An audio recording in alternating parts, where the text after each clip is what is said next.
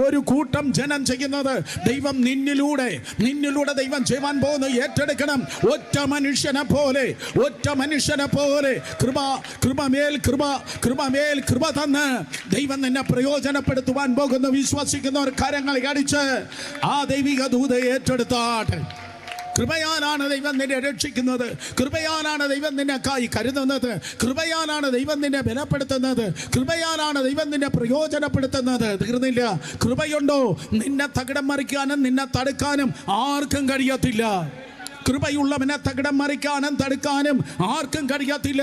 ഈ ഗ്രൗണ്ടിൽ Zerubbabel വന്നിട്ടുണ്ടായിരുന്നെങ്കിൽ Zerubbabel പറഞ്ഞേനെ, ശരിയാണ്, നിയോഗം പ്രാപിച്ചവനാണ് ഞാൻ. ഒരു ദിവസം നിയോഗം കൊണ്ട് സെരുബാബേൽ ഇതാ ദേവാലയം പണിവാൻ വേണ്ടി വരികയാണ്. ദൈവാലയം പണിയുടെ നിയോഗമായി സെരുബാബേൽ വന്നപ്പോൾ അവൻ്റെ മുൻപിൽ വളർന്നു പൊങ്ങി വലിയൊരു പർവ്വതം നിൽക്കുകയാണ്. എന്നാൽ തൻ്റെ മുൻപിൽ നിന്നതായ ആ പർവ്വതത്തിൻ്റെ ഉയരവും നീളവും വ്യാപ്തിയും ഒന്നും സെരുബാബേൽ എടുത്തില്ല. അവൻ പറഞ്ഞു, ഹേ മഹാപർവ്വതമേ, നീ ആള് മാറിയാ കളിക്കുന്നത്. നീ ഒത്തിരി പേരെ തടുത്തിട്ടുണ്ടായിരിക്കും. എൻ്റെ മുമ്പേ പോയി ഒത്തിരി പേരെ നീ തടുത്തിട്ടുണ്ടായിരിക്കും. പക്ഷേ ഈ പർവ്വതത്തിന് എന്നെ തടവാൻ കഴിയത്തില്ല. നിരാത്രി യേശുവിൻ്റെ നാമത്തിൽ തടസ്സങ്ങളെ കാണുന്ന കുടുംബങ്ങളും വ്യക്തികളും ഈ ദൂത് ഏറ്റെടുക്കണം. ഒത്തിരി പേരെ തടഞ്ഞ, ഒത്തിരി പേരെ തകർത്ത വെല്ലുവിളികൾ നിന്റെ മുൻപിൽ ഉണ്ടായിരിക്കും. പക്ഷെ അവർ തോറ്റെടുത്ത സൈന്യത്താലുമല്ല, ശക്തിയാലുമല്ല, ദൈവത്തിന്റെ ആത്മാവിൽ നീ ജയിപ്പാൻ പോകുകയാണ്.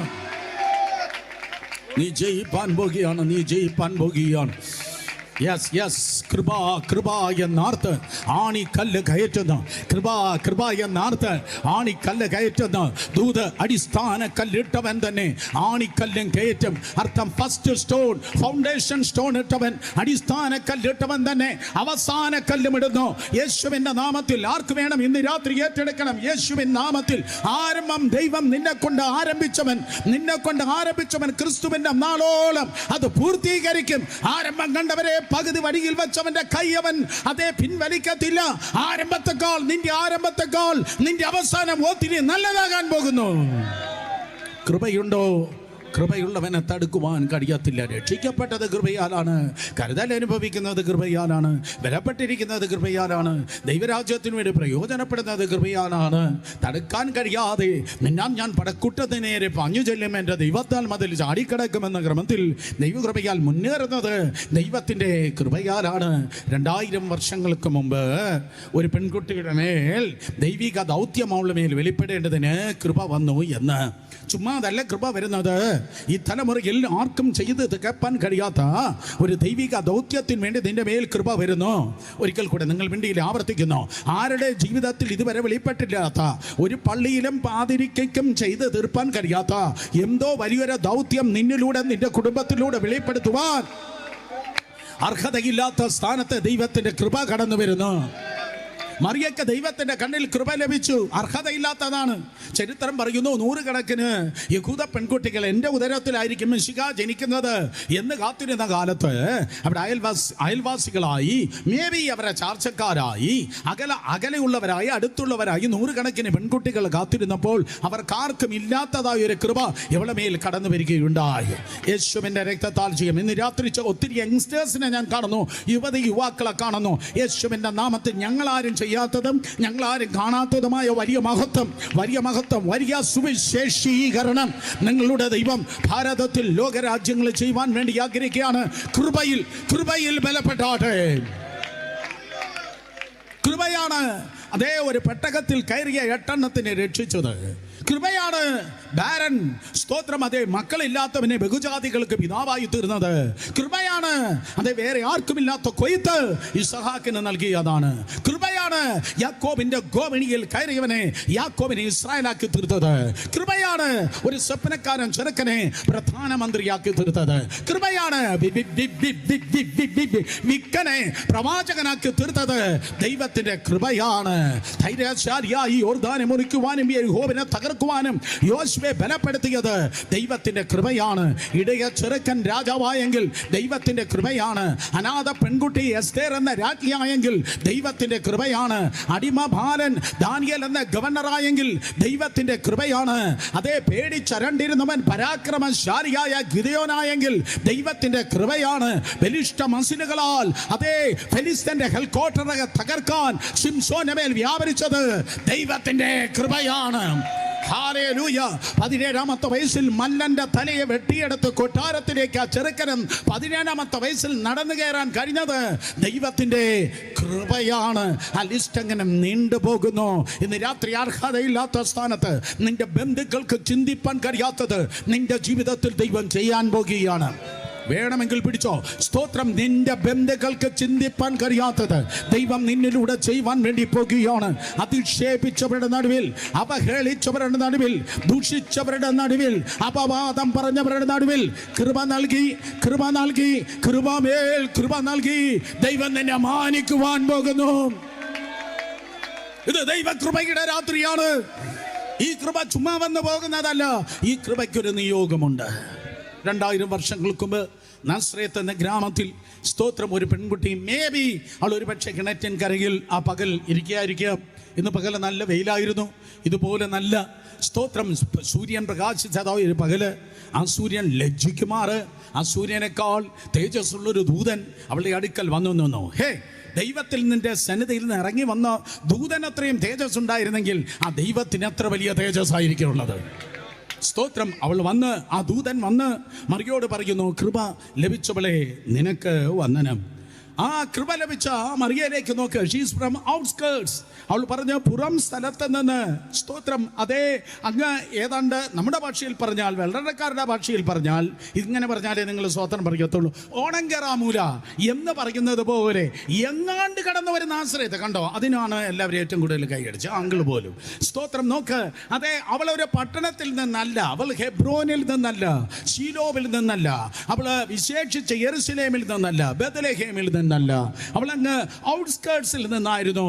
അന്ന് ഉൾപ്രദേശത്തായിരുന്നു. 400 പേർ മാത്രമാണ് അന്ന് നാസ്രേത്തിൽ ഉണ്ടായിരുന്നെന്ന് ഫ്ലാവിയസ് ജോസീഫസ് പറയുന്നു. ചരിത്രകാരൻ പറയുന്നു 400 പേർ മാത്രം ജീവിച്ചിരുന്നതായ നാസ്രേത്ത് എന്ന സ്ഥലത്തായിരുന്നു സ്തോത്രം അവൾ ജീവിച്ചിരുന്നത്. അവൾ പുറത്തെ സ്ഥലത്ത് ഏതോ സ്തോത്ര ഉൾഗ്രാമത്തിൽ ഇരുന്നവളാണ്. ഇന്ന് രാത്രി ഏറ്റവും സ്തോത്ര ഉൾഗ്രാമത്തിലായിരിക്കാം നീ ജനിച്ചു വളർത്തപ്പെട്ടത്. നിന്റെ കുടുംബം ചെറുതായിരിക്കാം, നിന്റെ കുലം ചെറുതായിരിക്കാം, പക്ഷെ കൃപ നൽകി ദൈവം നിന്നെ ഉയർത്തുവാൻ പോകുകയാണ്. കൃപ നൽകി ദൈവം തന്നെ ഉയർത്തുവാൻ പോകുന്നു. രണ്ടാമതായി മറിയെക്കുറിച്ച് നമുക്ക് പറയാൻ കഴിയും. അവൾ ഓർഡിനറിയാണ്, സാധാരണക്കാരിയാണ്. സാധാരണക്കാരിയാണ്. ആരോ പറയുന്നു എന്നെ പോലെ തന്നെ സാധാരണക്കാരിയാണ്. ഈ കർത്താവ് യേശു ക്രിസ്തു ഈ ലോകത്തിലേക്ക് ഭൂജാതനാകാൻ വേണ്ടി പോകുകയാണ്.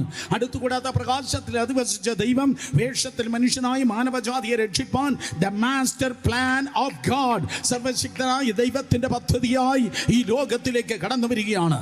ഇയ്യോബ് ഇരട്ടി അനുഗ്രഹം പ്രാപിച്ചതല്ല ദൈവത്തിന്റെ ഏറ്റവും വലിയ പ്ലാൻ. അബ്രഹാം ആയതല്ല ദൈവത്തിന്റെ ഏറ്റവും വലിയ പ്ലാൻ. ഇസ്ഹാക്കിന് വേണ്ടി ഒരു ആട്ടിൻകുട്ടിയെ കരുതിയതല്ല ദൈവത്തിന്റെ ഏറ്റവും വലിയ പ്ലാൻ. യാക്കോബിനെ ഇസ്രായേലാക്കിയതല്ല ദൈവത്തിന്റെ ഏറ്റവും വലിയ പ്ലാൻ. കുണ്ടുകിണറ്റിൽ കിടന്നവനെ, അതേ കാരാഗ്രഹത്തിൽ കിടന്നവനെ കൊട്ടാരത്തിൽ കയറ്റിയതല്ല ദൈവത്തിന്റെ പ്ലാൻ.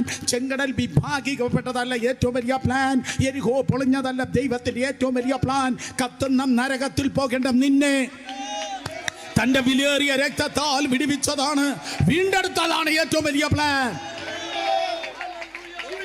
ആ പദ്ധതിക്ക് വേണ്ടി കർത്താവ് യേശു ക്രിസ്തു ഈ ലോകത്തിലേക്ക് കടന്നു വരികയാണ്. സ്തോത്രം. സപ്പോസ് ഞാൻ ചിന്തിക്കുക, അങ്ങനെ ആ വലിയ പദ്ധതിയിലെ ആ കമ്മിറ്റിയിൽ എന്നെ കർത്താവ് കയറ്റിയെങ്കിൽ, അങ്ങനെ കമ്മിറ്റി ഇല്ല, ഉണ്ടാകത്തുമില്ല. കമ്മിറ്റി എന്ന് പറഞ്ഞപ്പോൾ ആരാണ്ട് പെട്ടെന്ന് കണ്ണ് വലിച്ച് തുറന്നത് ഞാൻ കണ്ടു. സ്തോത്രം. അതെ, അടങ്ങിയിരുന്ന ദൈവജനങ്ങൾക്ക്. അപ്പോൾ നോക്ക്, അങ്ങനെ ഒരു കമ്മിറ്റി ഉണ്ടായിരുന്നെങ്കിൽ, അതിൽ ഞാൻ ഉണ്ടായിരുന്നെങ്കിൽ ഞാൻ പറഞ്ഞാൽ, കർത്താവേ, ഈ പുറം ദേശത്ത് ഏതോ ഉൾഗ്രാമത്തിലിരിക്കുന്ന മറിയെ നീ തിരഞ്ഞെടുക്കല്ലേ കർത്താവേ. കയ്യഫാവിൻ്റെ മോളായിരുന്നെങ്കിൽ കുറച്ചുകൂടെ നന്നായിരുന്നു. കാരണം കയ്യപ്പാവിൻ്റെ മകളാകുമ്പോൾ കുറച്ചുകൂടെ സ്വാധീനമുണ്ട്, വലിയ കൊട്ടാരമുണ്ട്, വലിയ പദവിയുണ്ട്. ഓ സ്തോത്രം. പക്ഷേ കർത്താവ് അറിയാം, വലിയ കൊട്ടാരവും വലിയ പദവിയും ഉള്ളവരെ അല്ല കൃപ നൽകി ഞാൻ മാനിക്കുന്നത്. സാധാ ജനത്തെ ഞാൻ തിരഞ്ഞെടുത്ത് എൻ്റെ കൃപ നൽകി ഞാൻ അവരെ അസാധാരണക്കാരാകും. ഏറ്റെടുക്കണം. സാധാ ജനത്തെ ഞാൻ തിരഞ്ഞെടുത്ത് കൃപ നൽകി. കമോൺ, ഏറ്റെടുക്കണം. നിന്റെ വിദ്യാഭ്യാസം കൊണ്ടല്ല ദൈവം നിന്നെ മാനിക്കുന്നതെന്ന്, നിന്റെ കോടികളുടെ സമ്പാദ്യം കൊണ്ടല്ല, പേരിന്റെ കൂടെയുള്ള ഡിഗ്രി കൊണ്ടല്ല. അതെല്ലാം ആവശ്യമായിരിക്കാം. പക്ഷേ ദൈവം ഈ തലമുറയിൽ നിന്നെ മാനിക്കുവാൻ പോകുന്നു. അപമാനിക്കുന്ന സമൂഹത്തിൽ തമ്പുരാൻ പറയുന്നു ഇന്ന് രാത്രി ഈ ജനത്തോടൊക്കെ, എൻ്റെ കുഞ്ഞെ, ഞാൻ നിന്നെ മാനിക്കുവാൻ വേണ്ടി പോകുന്നു. ഞാൻ നിന്നെ മാനിക്കുന്നത് എൻ്റെ കൃപ നൽകിയാണ് ഞാൻ നിന്നെ മാനിക്കുന്നത്. അവൾ സാധാരണക്കാരിയായിരുന്നു. She was out of pocket. She was from outskirts. She was from ordinary background and she was out of pocket. എന്ന് പറഞ്ഞാൽ ഔട്ട് ഓഫ് പോക്കറ്റ് എന്ന് പറഞ്ഞാൽ അവൾ ദരിദ്രയായിരുന്നു. അതേ മറിയം എന്ന ദരിദ്രയായിരുന്നു. ദരിദ്ര കുടുംബത്തിലായിരുന്നു യേശു കർത്താവ് ജനിച്ചു വളർത്തപ്പെട്ടത്. എങ്ങനെ പറയാൻ കഴിയും? സ്തോത്രം. ദരിദ്രയെന്ന് സ്തോത്രക്കാഴ്ച പാത്രം നോക്കിയാൽ മതി. സ്തോത്രക്കാഴ്ച പാത്രം നോക്കിയാൽ മതി. ദരിദ്ര അവരുടെ ഓഫറിംഗ് നോക്കിയാൽ മതി. അവിടെ യാഗം നോക്കിയാൽ മതി. 8ാം നാളിൽ കർത്താവ് യേശു ക്രിസ്തുവിനെ പരിച്ഛേദനയ്ക്ക് വേണ്ടി ദേവാലയത്തിൽ കൊണ്ടു ചെല്ലുമ്പോൾ, 8ാം നാളിൽ യേശു കർത്താവിനെ പരിച്ഛേദനയ്ക്ക് വേണ്ടി കൊണ്ടുപോകുമ്പോൾ, സ്തോത്രം, അതേ ലേവ്യാപുസ്തകം 12-ാം അധ്യായം അനുസരിച്ച് ഒരു ആട്ടിൻകുട്ടിയെ യാഗത്തിന് വേണ്ടി കൊണ്ടുപോകണം. എന്നാൽ മറിയയും ജോസഫുമായി അതേ ദേവാലയത്തിലേക്ക് പോകുമ്പോൾ അതേ ഒരു ആട്ടിൻകുട്ടിയുമായിട്ടല്ല പോയത്. സപ്പോസ് അന്ന് അതേ സ്തോത്രം വൃദ്ധച്ഛേദനം ചെയ്യുവാൻ എന്ന് തെലുങ്കിൽ പറയും, അല്ലെങ്കിൽ പരിച്ഛേദനയ്ക്ക് വേണ്ടി സ്തോത്രം യേശുവിനെ കൊണ്ടുപോകുമ്പോൾ അന്ന് കൊണ്ടുപോകുന്നതായ ഏതെങ്കിലും മാതാപിതാക്കൾ നോക്കിയാൽ അവിടെ കയ്യിൽ ആടുണ്ട്. പക്ഷെ യോസഫിൻ്റെ കയ്യിൽ ആടില്ല. ഒരു 2 പ്രാവിൻ കുഞ്ഞുങ്ങൾ മാത്രമേ ഉള്ളൂ. എന്താ യോസഫേ ആടിൻ്റെ സ്ഥാനത്ത് പ്രാവിൻ കുഞ്ഞുങ്ങളെ കൊണ്ടുവന്നിരിക്കുന്നത്? അത് ദരിദ്ര കുടുംബത്തിലാണ് യേശു കർത്താവ് ജനിച്ചു വളർത്തപ്പെട്ടത്. ലേവ്യാപുസ്തകം 12:9 പറയുന്നു, ഒരു പക്ഷേ ആടിന് വകയില്ല എങ്കിൽ, ആ വീടിന് ആടിന് വകയില്ല എങ്കിൽ 2 കുറുപ്രാവുകളെ കൊണ്ടുവന്നാൽ മതി. ഈ രാത്രി ശ്രദ്ധിച്ചു കേൾക്കണമേ. ഈ ലോകത്തിന്റെ ഉടമസ്ഥൻ, ഈ പ്രകൃതിയുടെ പ്രപഞ്ചത്തിന്റെ ഉടമസ്ഥൻ വേഷത്തിൽ മനുഷ്യനായി ഈ ലോകത്തിലേക്ക് കടന്നു വന്നപ്പോൾ ഏതോ കുബേര കുടുംബത്തിനും കൊട്ടാരത്തിലുമല്ല അവൻ ജനിച്ചത്. ദരിദ്രന്മാരിൽ ദരിദ്രനായി യേശു കർത്താവ് ജനിക്കുകയുണ്ടായി. ഏതോ കൊട്ടാരത്തിൽ യേശു ജനിച്ചിരുന്നെങ്കിൽ ഏതോ റോയൽ ഫാമിലിക്ക് മാത്രം, രാജകുടുംബാംഗങ്ങൾക്ക് മാത്രമേ അവനെ കാണുവാൻ കഴിയത്തുള്ളൂ. എന്നാൽ ദരിദ്രന്മാരിൽ ദരിദ്രനായി യേശു കർത്താവ് ജനിച്ചത് കൊണ്ട് വെള്ളട ദേശത്തിൽ തെരുവിൽ ഉറങ്ങുന്ന ഏത് ഭിക്ഷക്കാരന് പോലും യേശു കർത്താവിനെ കാണുവാൻ കഴിയും. അവൻ ദരിദ്രന്മാരിൽ ദരിദ്രനായിരുന്നു. എന്നാൽ അവൻ ദരിദ്രനായി ജനിച്ചത് അന്യന്റെ മുൻപിൽ നീ കൈ നീട്ടാനല്ല. ഇന്ന് രാത്രി യേശുവിന്റെ നാമത്തിൽ കർത്താവ് കരുതലിന്റെ ദൈവമായി വെളിപ്പെടുകയാണ്. മറ്റുള്ള മുൻപിൽ കൈ നീട്ടുന്ന ആരൊക്കെയോ എന്നെ കേൾക്കുന്നുണ്ട്. മറ്റുള്ള മുൻപിൽ കടം വാങ്ങി ഹൃദയം തകർന്ന് എന്ത് ചെയ്യുമെന്ന് വ്യാകുലപ്പെടുന്ന ആരോ ഇന്ന് രാത്രി കേൾക്കുന്നു. അതേ, ഈ മലകളുടെ താഴ്വരയിൽ നിന്ന് ഇന്ന് രാത്രി ഞാൻ വിളിച്ചു പറയട്ടെ, തകർത്ത് വെള്ളറടയിൽ മഴ പെയ്യുമ്പോൾ, തിമിർത്ത് വെള്ളറടയിൽ മഴ പെയ്യുമ്പോൾ സൃഷ്ടാവാം ദൈവം ആകാശമേഘങ്ങളെ തമ്മിൽ കൂട്ടിമുട്ടിച്ച് ആ മലയുടെ താഴ്വരയിൽ ഉറവകൾ തുറക്കാറുണ്ട്. അങ്ങനെയാണ് ഊറ്റു തുറക്കുന്നത്. ആകാശമേഘങ്ങളെ കൂട്ടിയിടിപ്പിച്ച് ഇടിനാദത്തിൽ ദൈവം അതേ മലകളുടെ താഴ്വരയിൽ ഉറവ തുറക്കുന്നു എങ്കിൽ ഇന്ന് രാത്രി ദൈവത്തിന്റെ പ്രവാചകനാകുന്ന ഞാൻ വിളിച്ചു പറയുന്നു, ആർക്കും അടയ്ക്കുവാൻ കഴിയാത്തതായ ഉറവകൾ നിനക്ക് വേണ്ടി, നിന്റെ തലമുറയ്ക്ക് വേണ്ടി, നിന്റെ ഭവനത്തിന് വേണ്ടി ദൈവം തുറക്കുന്നു. യഹോവ ഈരേ, ദാതാവാം ദൈവം, കരുതലിന്റെ കർത്താവ് നിനക്ക് വേണ്ടി ഉദ്ധാരണത്തിന് വേണ്ടി ഉറവകൾ തുറക്കുന്നു. ദൈവം തുറന്നാൽ ആർക്കും അടയ്ക്കുവാൻ കഴിയത്തില്ല. ദരിദ്ര കുടുംബത്തിലായിരുന്നു അവർ ജനിച്ച് വളർത്തപ്പെട്ടത്. അങ്ങനെയുള്ളവർക്ക് കർത്താവ് കൃപ നൽകി അവരെ സ്തോത്രം കർത്താവ് മാനിക്കുകയുണ്ടായി. ഇന്ന് രാത്രി ഏറ്റെടുക്കണമേ. നിന്റെ അവസ്ഥ മാറുവാൻ പോകുകയാണ്. കൃപ അതേ നിന്റെ അവസ്ഥയെ മാറ്റുവാൻ പോകുന്നു. കൃപ നിന്റെ ഭാവിയുടെ അനുഭവത്തെ മാറ്റുവാൻ പോകുന്നു. കൃപ നിന്റെ ഞെരുക്കത്തെ വിശാലമാക്കാൻ വേണ്ടി പോകുന്നു. കൃപ നിന്നെ ഉയർത്തുവാൻ വേണ്ടി പോകുന്നു. ഈ ദിവസം എനിക്കും നിനക്കും വേണ്ടിയത് തമ്പുരാന്റെ കൃപയാണ്. 2 മിനിറ്റ് കരങ്ങൾ ഉയർത്തി, ശബ്ദം ഉയർത്തി അല്പനേരം ഒരു അപ്പന്റെ മക്കളെ പോലെ നമുക്കൊന്ന് നിലവിളിച്ചു പറയാം, അപ്പാ അങ്ങയുടെ കൃപ എനിക്ക് വേണം. 2 കരങ്ങൾ ഉയർത്തു മക്കളെ. 2 കരങ്ങളെ ഉയർത്തി. Yes, yes, yes, yes, yes, yes. ഇതാ ഞാൻ നിന്റെ ദാസി, അങ്ങയുടെ ഇഷ്ടം പോലെ ഭവിക്കട്ടെ. ഇതാ ഞാൻ നിന്റെ ദാസി, അങ്ങയുടെ ഇഷ്ടം പോലെ ഭവിക്കട്ടെ. മറിയ പറഞ്ഞു, ഇതാ ഞാൻ നിന്റെ ദാസി, അങ്ങയുടെ ഇഷ്ടം പോലെ ഭവിക്കട്ടെ. ഇന്ന് രാത്രി ഇതാ ഞാൻ നിന്റെ മകൻ, ഞാൻ നിന്റെ മകൾ, അങ്ങയുടെ ഇഷ്ടം പോലെ ഭവിക്കട്ടെ, അങ്ങയുടെ വചനം പോലെ ഭവിക്കട്ടെ. Be unto me according to your word. Be unto me according to your word. അങ്ങയുടെ വചനം പോലെ എന്നിൽ ഭവിക്കട്ടെ. കരങ്ങളെ ചലിപ്പിച്ചു വിശ്വസിക്കുന്ന ദൈവത്തെ സ്തുതിച്ച് അവളെ വിശ്വസിച്ചു, ഏൽപ്പിച്ചു. ദൈവവചനം അവളിൽ നിറവേറാനായി മാറിയ ഏൽപ്പിച്ചു. കൃപ ലഭിച്ചവർ ഇന്ന് രാത്രി ഏൽപ്പിക്കണം. ദൈവവചനം എന്നിൽ നിറവേറണം. എത്രത്തോളം ദൈവവചനം നിന്നിൽ നിറവേറി, അതാണ് ജീവിതത്തിൻ്റെ ഏറ്റവും വലിയ വിജയം. ആരും വേണ്ടിയില്ല, ഒരിക്കൽ കൂടെ പറയാം. ജീവിതത്തിൻ്റെ ഏറ്റവും വലിയ വിജയം ദുബായിൽ പോകുന്നതല്ല, അമേരിക്കയിൽ സ്റ്റേ ചെയ്യുന്നതല്ല, അത് യൂറോപ്പിൽ തമ്പടിക്കുന്നതല്ല.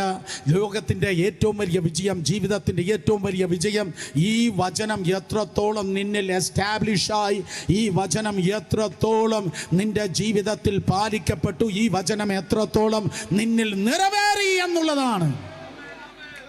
ഹല്ലേലൂയ. വചനം കേൾക്കാനുള്ളതല്ല മക്കളെ, വചനം പ്രസംഗിക്കാനുള്ളതല്ല, വചനം നിറവേറാനുള്ളതാണ്. ആരും മിണ്ടുന്നില്ല, ഒരിക്കൽ കൂടെ ആവർത്തിക്കട്ടെ. എത്ര വചനം കാണാതെ പഠിച്ചു എന്നല്ല, എത്ര വചനം കേട്ടു എന്നല്ല. യൂട്യൂബിൽ ധാരാളം വചനമുണ്ട്, സ്തോത്രം. അതേ പ്രസംഗം വേദിയിൽ ധാരാളം വചനമുണ്ട്, സ്തോത്രം. അതേ എത്ര വർഷം പ്രസംഗിച്ചു എന്നല്ല, എത്ര വർഷം നീ വചനം പ്രസംഗിച്ചു എന്നല്ല, എത്ര പ്രസംഗങ്ങൾ നിങ്ങൾ കേട്ടു എന്നതല്ല, എത്രത്തോളം വചനം നിന്നിൽ പാലിക്കപ്പെട്ടു, എത്ര വചനം നിന്നിൽ നിറവേറി. അതാണ് ലൈഫിൻ്റെ വിജയം, ജീവിതത്തിൻ്റെ വിജയം. ഈ പറഞ്ഞ വചനം, കേട്ട വചനം, സ്തോത്രം. നിങ്ങൾ മിണ്ടുന്നില്ല, ഞാൻ എന്നോട് ഒരു മിനിറ്റ് പറഞ്ഞോട്ടെ. സുരേഷ് ബാബു, കഴിഞ്ഞ 36 വർഷം നീ എത്ര വചനം പറഞ്ഞു എന്നതല്ല, എത്ര വചനം മറ്റുള്ളവർ പറഞ്ഞു നീ കേട്ടു എന്നല്ല, ഈ വചനം എത്രത്തോളം നിന്നിൽ നിറവേറി, അതാണ് ഏറ്റവും വലിയ വിജയം. കൃപ ലഭിച്ചവളെ, നിനക്കൊരു ദൗത്യമുണ്ട്. കൃപ ലഭിച്ചവരെ, നിനക്കൊരു ദൗത്യമുണ്ട്. ഡീക്കനല്ല, കമ്മിറ്റി അല്ല, സ്വർഗത്തിലെ ദൈവം പറയുന്നു നിന്നെക്കുറിച്ച് ദൈവത്തിനൊരു ദൗത്യമുണ്ട്. ഒരു ദൗത്യത്തിനായി ദൈവം നിന്നെ തിരഞ്ഞെടുത്തിരിക്കുന്നു. ആ ദൗത്യത്തിൽ നിന്ന് നിന്നെ തകർക്കാൻ മുഴുവൻ നരകം ഒരുമിച്ച് വന്നാലും കഴിയത്തില്ല. ഹല്ലേലൂയ. നിന്നെക്കുറിച്ച് ദൈവത്തിൻ്റെ ഒരു ഉദ്ദേശമുണ്ട്. എന്തൊക്കെ നിനക്കെതിരെ വന്നാലും, എത്ര അനർത്ഥങ്ങൾ വന്നാലും, എത്ര വെല്ലുവിളി വന്നാലും, മൂന്നാം ലോകമായുദ്ധം വന്നാലും, എത്ര വലിയ സുനാമി വന്നാലും, കൊടുങ്കാറ്റ് വന്നാലും, ലോക സ്ഥാപനത്തിന് മുൻപേ സ്വർഗത്തിന്റെ ദൈവമാണ് നിന്നെ തിരഞ്ഞെടുത്തത്. നിന്നെ തടയുവാൻ, തകർക്കുവാൻ ആർക്കും കഴിയത്തില്ല. നിനക്കൊരു ദൈവത്തിന്റെ നിയോഗമുണ്ട്. രണ്ട് കരങ്ങളെ ഉയർത്തി ശക്തിയോടെ ഹല്ലേലൂയ പറഞ്ഞാട്. സോ മറിയേ, സ്തോത്രം. അതേ, നിനക്കൊരു നിയോഗമുണ്ട്. മറിയേ, ദൂതൻ വന്നിട്ട് പറഞ്ഞു, എലിസബത്ത് പ്രതീക്ഷിക്കാത്ത ഒരു ഗർഭം അവളിൽ നടന്നിരിക്കുന്നു. എലിസബത്തിന് ഒരു കുഞ്ഞിനെ ദൈവം നൽകുന്നു. പക്ഷേ നീ പ്രതീക്ഷിച്ചത് കുഞ്ഞിനെയല്ല, നീ പ്രതീക്ഷിച്ചത് ഭർത്താവിനെയാണ്. ഒരിക്കൽ കൂടെ നിങ്ങൾക്ക് ഇഷ്ടപ്പെട്ടു. നീ പ്രതീക്ഷിച്ചത് ഭർത്താവിനെയാണ്, പക്ഷെ പ്രതീക്ഷിക്കാത്തതാണ് കർത്താവ് നിനക്ക് നൽകിയത്. എനിക്ക് പറയാനൊരു ദൂതുണ്ട്. ദൈവം സർപ്രൈസിന്റെ ദൂതാണ്. ദൈവം സർപ്രൈസിന്റെ ദൈവമാണ്. നീ പ്രതീക്ഷിക്കാത്തത് നിന്നിൽ ചെയ്യുവാൻ ദൈവത്തിന് കഴിയും. നിന്നിൽ ഏതാ ഒരു ശിശു ഉളവാകാൻ വേണ്ടി പോകുന്നു. ആ ശിശുവിനെ കുറിച്ച് 31 മുതൽ 33 വരെ 7 കാര്യങ്ങളാണ് കർത്താവ് പറഞ്ഞിരിക്കുന്നത്. കർത്താവിന്റെ ദൂതൻ പറഞ്ഞത് ലൂക്കോസ് 1:31 മുതൽ ലൂക്കോസ് 1:33 വരെ, മറിയേ, നിന്നിൽ ഉളവാകുന്നതായ സ്തോത്രം ആ ശിശു ഉണ്ടല്ലോ, ആ ദൈവപുത്രനാകുന്ന കർത്താവായ യേശു ക്രിസ്തുവിനെ കുറിച്ച് 7 കാര്യമാണ് ദൂതൻ പറഞ്ഞത്. 7 എന്നത് ആവേശമുളവാക്കുന്ന ഒരു സംഖ്യയാണ്. സംഖ്യകൾക്ക് ദൈവത്തിന്റെ സന്നിധിയിൽ വലിയ പ്രാധാന്യമുണ്ട്. ആരും മിണ്ടുന്നില്ല. സംഖ്യകൾക്ക് ദൈവത്തിന്റെ സന്നിധിയിൽ വലിയ പ്രാധാന്യമുണ്ട്. ഈ മുന്നിലിരിക്കുന്ന കുട്ടികൾ കേട്ടാട്, എൻ്റെ മീറ്റിങ്ങിൽ ഏത് പിള്ളേരെ ബഹളം ഉണ്ടാക്കിയാൽ നേരത്തെ കേട്ടതുപോലെ അവരെല്ലാം പിന്നത്തേൽ പാസ്റ്റർമാരായി പോകും. ഹല്ലേലൂയ. ഒരിക്കൽ കൂടെ സന്തോഷമുള്ള മാതാപിതാക്കൾ കരങ്ങളെ ചലിപ്പിച്ചാട്. അപ്പോൾ നോക്കുക, സംഖ്യകൾക്ക് ദൈവത്തിൻ്റെ സന്നിധിയിൽ പ്രാധാന്യമുണ്ട്. പിള്ളേരകൾക്ക് അപ്പോൾ നിങ്ങൾ ചോദിക്കും, സ്തോത്രമായി ആംഗ്ലേ, അതേ കർത്താവായ യേശു ക്രിസ്തു നാസറേത്തിലെ സ്കൂളിൽ പോയി കണക്ക് പഠിച്ചിട്ടുണ്ടോ? അതുകൊണ്ടാണ് സംഖ്യകൾക്ക് ദൈവം പ്രാധാന്യം നൽകുന്നത്. യേശു കർത്താവ് കണക്ക് പഠിച്ച ദൈവമല്ല, യേശു കണക്കിനെ ചമച്ച ദൈവമാണ്. പൈഥാഗോറസിനെ സൃഷ്ടിച്ചവനായ കർത്താവായ യേശു ക്രിസ്തു കണക്കിനെ ചമച്ചവനായ ദൈവമാണ്. ഓരോ സംഖ്യകൾക്കും വേദപുസ്തകത്തിൽ അതിൻ്റെതായ അർത്ഥമുണ്ട്. ഒന്ന് എന്ന് പറഞ്ഞാൽ ദൈവം. നമുക്ക് സ്വർഗത്തിൽ പല അപ്പന്മാരില്ല. സ്വർഗത്തിൽ നമുക്ക് ഒരപ്പനാണുള്ളത്. ആത്മാക്കളുടെ പിതാവ്, നിത്യപിതാവ്, അനാഥരുടെ പിതാവ്, സർവാശ്വാസത്തിന്റെ പിതാവ് എന്ന് തുടങ്ങി ഒരപ്പനാണ് നമുക്ക് സ്വർഗത്തിലുള്ളത്. അതുകൊണ്ട് ഒന്ന് എന്ന് പറഞ്ഞാൽ ദൈവം. രണ്ട് എന്ന് പറഞ്ഞാൽ ദൈവിക കൂട്ടായ്മ. രണ്ട് കെരൂബുകളുടെ മധ്യത്തിൽ മഴമേഘമല്ല ഇറങ്ങി നിൽക്കുന്നത്. രണ്ട് കെരൂബുകളുടെ മധ്യത്തിൽ മഹത്വമേഘം ഇറങ്ങി നിൽക്കുന്നു. ഈ രണ്ടായി കർത്താവ് തന്റെ ശിഷ്യന്മാരെ അയച്ചു. രണ്ട് എന്ന് പറഞ്ഞാൽ ദൈവിക കൂട്ടായ്മ. നല്ലൊരു സ്തോത്രം കേൾക്കട്ടെ. മൂന്ന് എന്ന് പറഞ്ഞാൽ തൃത്വം അല്ലെങ്കിൽ ഐക്യത. മൂന്ന് എന്ന് പറഞ്ഞാൽ തൃത്വം അല്ലെങ്കിൽ ഐക്യത. അതേ, ഭിന്നത പിശാചിൽ നിന്ന് വരുന്നു, ഐക്യത ദൈവത്തിൽ നിന്ന് വരുന്നു. വെള്ളരക്കാർ മിണ്ടുന്നില്ല. ഭിന്നത പിശാചിൽ നിന്ന് വരുന്നു. ഇല്ലാങ്കളെ ഞങ്ങൾ കേട്ടിട്ടുള്ളത് വളരും തോറും പിളരും, പിളരും തോറും വളരും എന്ന് കേട്ടിട്ടുണ്ട്. കേരള കോൺഗ്രസ് ആണ്. അത് സുവിശേഷമല്ല. ദൈവം ഭിന്നതയുടെ ദൈവമല്ല, ദൈവം ഐക്യതയുടെ ദൈവമാണ്. കേൾക്കുന്നവർ കരങ്ങൾ ഉയർത്തി ശക്തിയോടെ ഹല്ലേലൂയ പറഞ്ഞേ. ഒന്ന് ദൈവം, രണ്ട് ദൈവിക കൂട്ടായ്മ, മൂന്ന് ഐക്യത, നാല് ദൈവത്തിന്റെ സൃഷ്ടി അഥവാ ഭൂമി, നാല് ദൈവിക സൃഷ്ടി, അഞ്ച് എന്ന് പറഞ്ഞാൽ ദൈവത്തിന്റെ കൃപ. അഞ്ചെന്ന് പറഞ്ഞാൽ ദൈവത്തിന്റെ കൃപ. അഞ്ച് കല്ലാണ് ദാവീദിന്റെ കയ്യിലുള്ളത്. ബെഥസ്ദാ കുളത്തിന് 5 ഗോപുരങ്ങളാണുള്ളത്. സഭയ്ക്ക് അപ്പോസ്തലൻ, പ്രവാചകൻ, സുവിശേഷകന്റെ ഇടയൻ, ഉപദേഷ്ടാവ്, 5 ശുശ്രൂഷകരാണ് ദൈവ സഭയ്ക്കുള്ളത്. അതെ, 5 എന്ന് പറഞ്ഞാൽ ദൈവകൃപ. 6 എന്ന് പറഞ്ഞാൽ മനുഷ്യൻ, കാരണം 6-ാം ദിവസമാണ് ദൈവം മനുഷ്യനെ സൃഷ്ടിച്ചത്. 7 എന്ന് പറഞ്ഞാൽ ദൈവിക പൂർണ്ണത അഥവാ പരിശുദ്ധ ആത്മാവ്. സോ ദൈവികമായ കാര്യത്തെക്കുറിച്ച് എവിടെ നോക്കിയാൽ നിങ്ങൾ മിണ്ടിയില്ല. ഒരിക്കൽ കൂടെ പറയാം. ഒന്ന് ദൈവം, രണ്ട് ദൈവിക കൂട്ടായ്മ, മൂന്ന് ദൈവിക ഐക്യത, നാല് ദൈവത്തിന്റെ സൃഷ്ടി, 5 ദൈവത്തിന്റെ കൃപ, 6 ദൈവ സൃഷ്ടിയുടെ ഉന്നതമായ മനുഷ്യൻ, 7 എന്ന് പറഞ്ഞാൽ ദൈവിക സമ്പൂർണ്ണത. സ്തോത്രം. അതേ, ഇറങ്ങി വന്ന ആ ഗബ്രിയേൽ മാലാഖ മറിയെ നോക്കി. അതേ, അവളുടെ ഉള്ളിലുള്ളതായ ആ ശിശുവിനെ കുറിച്ച് 7 കാര്യങ്ങളാണ് പറഞ്ഞത്. 7 കാര്യങ്ങളാണ്. മറിയേ, നിന്റെ ഉള്ളിൽ ഉളവാകുന്ന ഈ ശിശു ഉണ്ടല്ലോ, നിന്റെ മനക്കരുത്തോ മസിൽ കരുത്തോ കൊണ്ടല്ല ഉണ്ടായത്. ഒരിക്കൽ കൂടെ, നിന്റെ മനക്കരുത്തോ മസിൽ കരുത്തോ കൊണ്ടോ അല്ല ഉളവാകുന്നത്. അതൊരു സൂപ്പർ നാച്ചുറൽ ആണ്. അത് പ്രകൃത്യാതീതമായി കർത്താവ് നിന്റെ ഉള്ളിൽ ഡെപ്പോസിറ്റ് ചെയ്യുകയാണ്. In Jesus name. ആ കുഞ്ഞിന് അതേ സ്തോത്രം 7 പ്രത്യേകതകളാണ് ഉള്ളത്.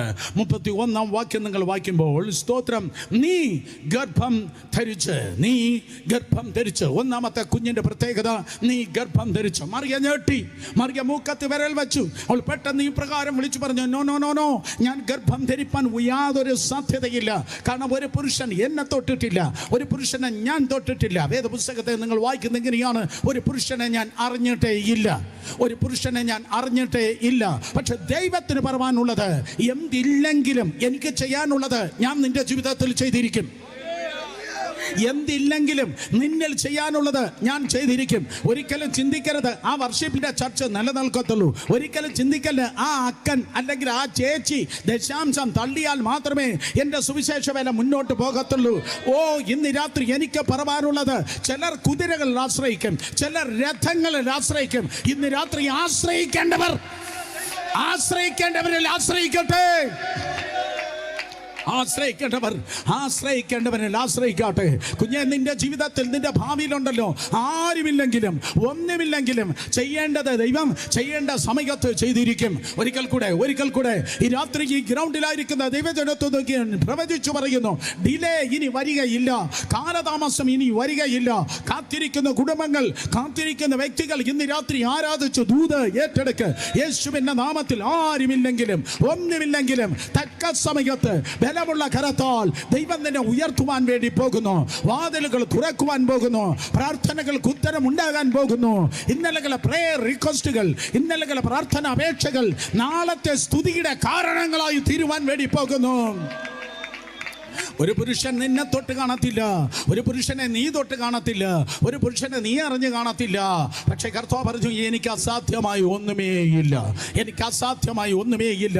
ഇന്ന് രാത്രി ഞാൻ പ്രസംഗിക്കുന്ന യേശു, നിങ്ങൾ വിശ്വസിക്കുന്ന കർത്താവ്, ഈ ദൈവദാസന്മാർ ശുശ്രൂഷിക്കുന്നവനായ കർത്താവ്, അവൻ അത്ഭുതം ചെയ്ത് ഒരിക്കൽ പരിപാടി നിർത്തിയവനല്ല. ഒരിക്കൽ കൂടെ, അവൻ പണ്ട് അത്ഭുതം ചെയ്ത് പരിപാടി നിർത്തിയവനല്ല. അവൻ പണ്ട് അത്ഭുതങ്ങളും അടയാളങ്ങളും വിവിധ പ്രവൃത്തികളും ചെയ്തിട്ട് ഇപ്പോൾ അതേ മ്യൂസിയത്തിൽ ദേശത്തിലേക്ക് താമസം മാറ്റിയവനല്ല.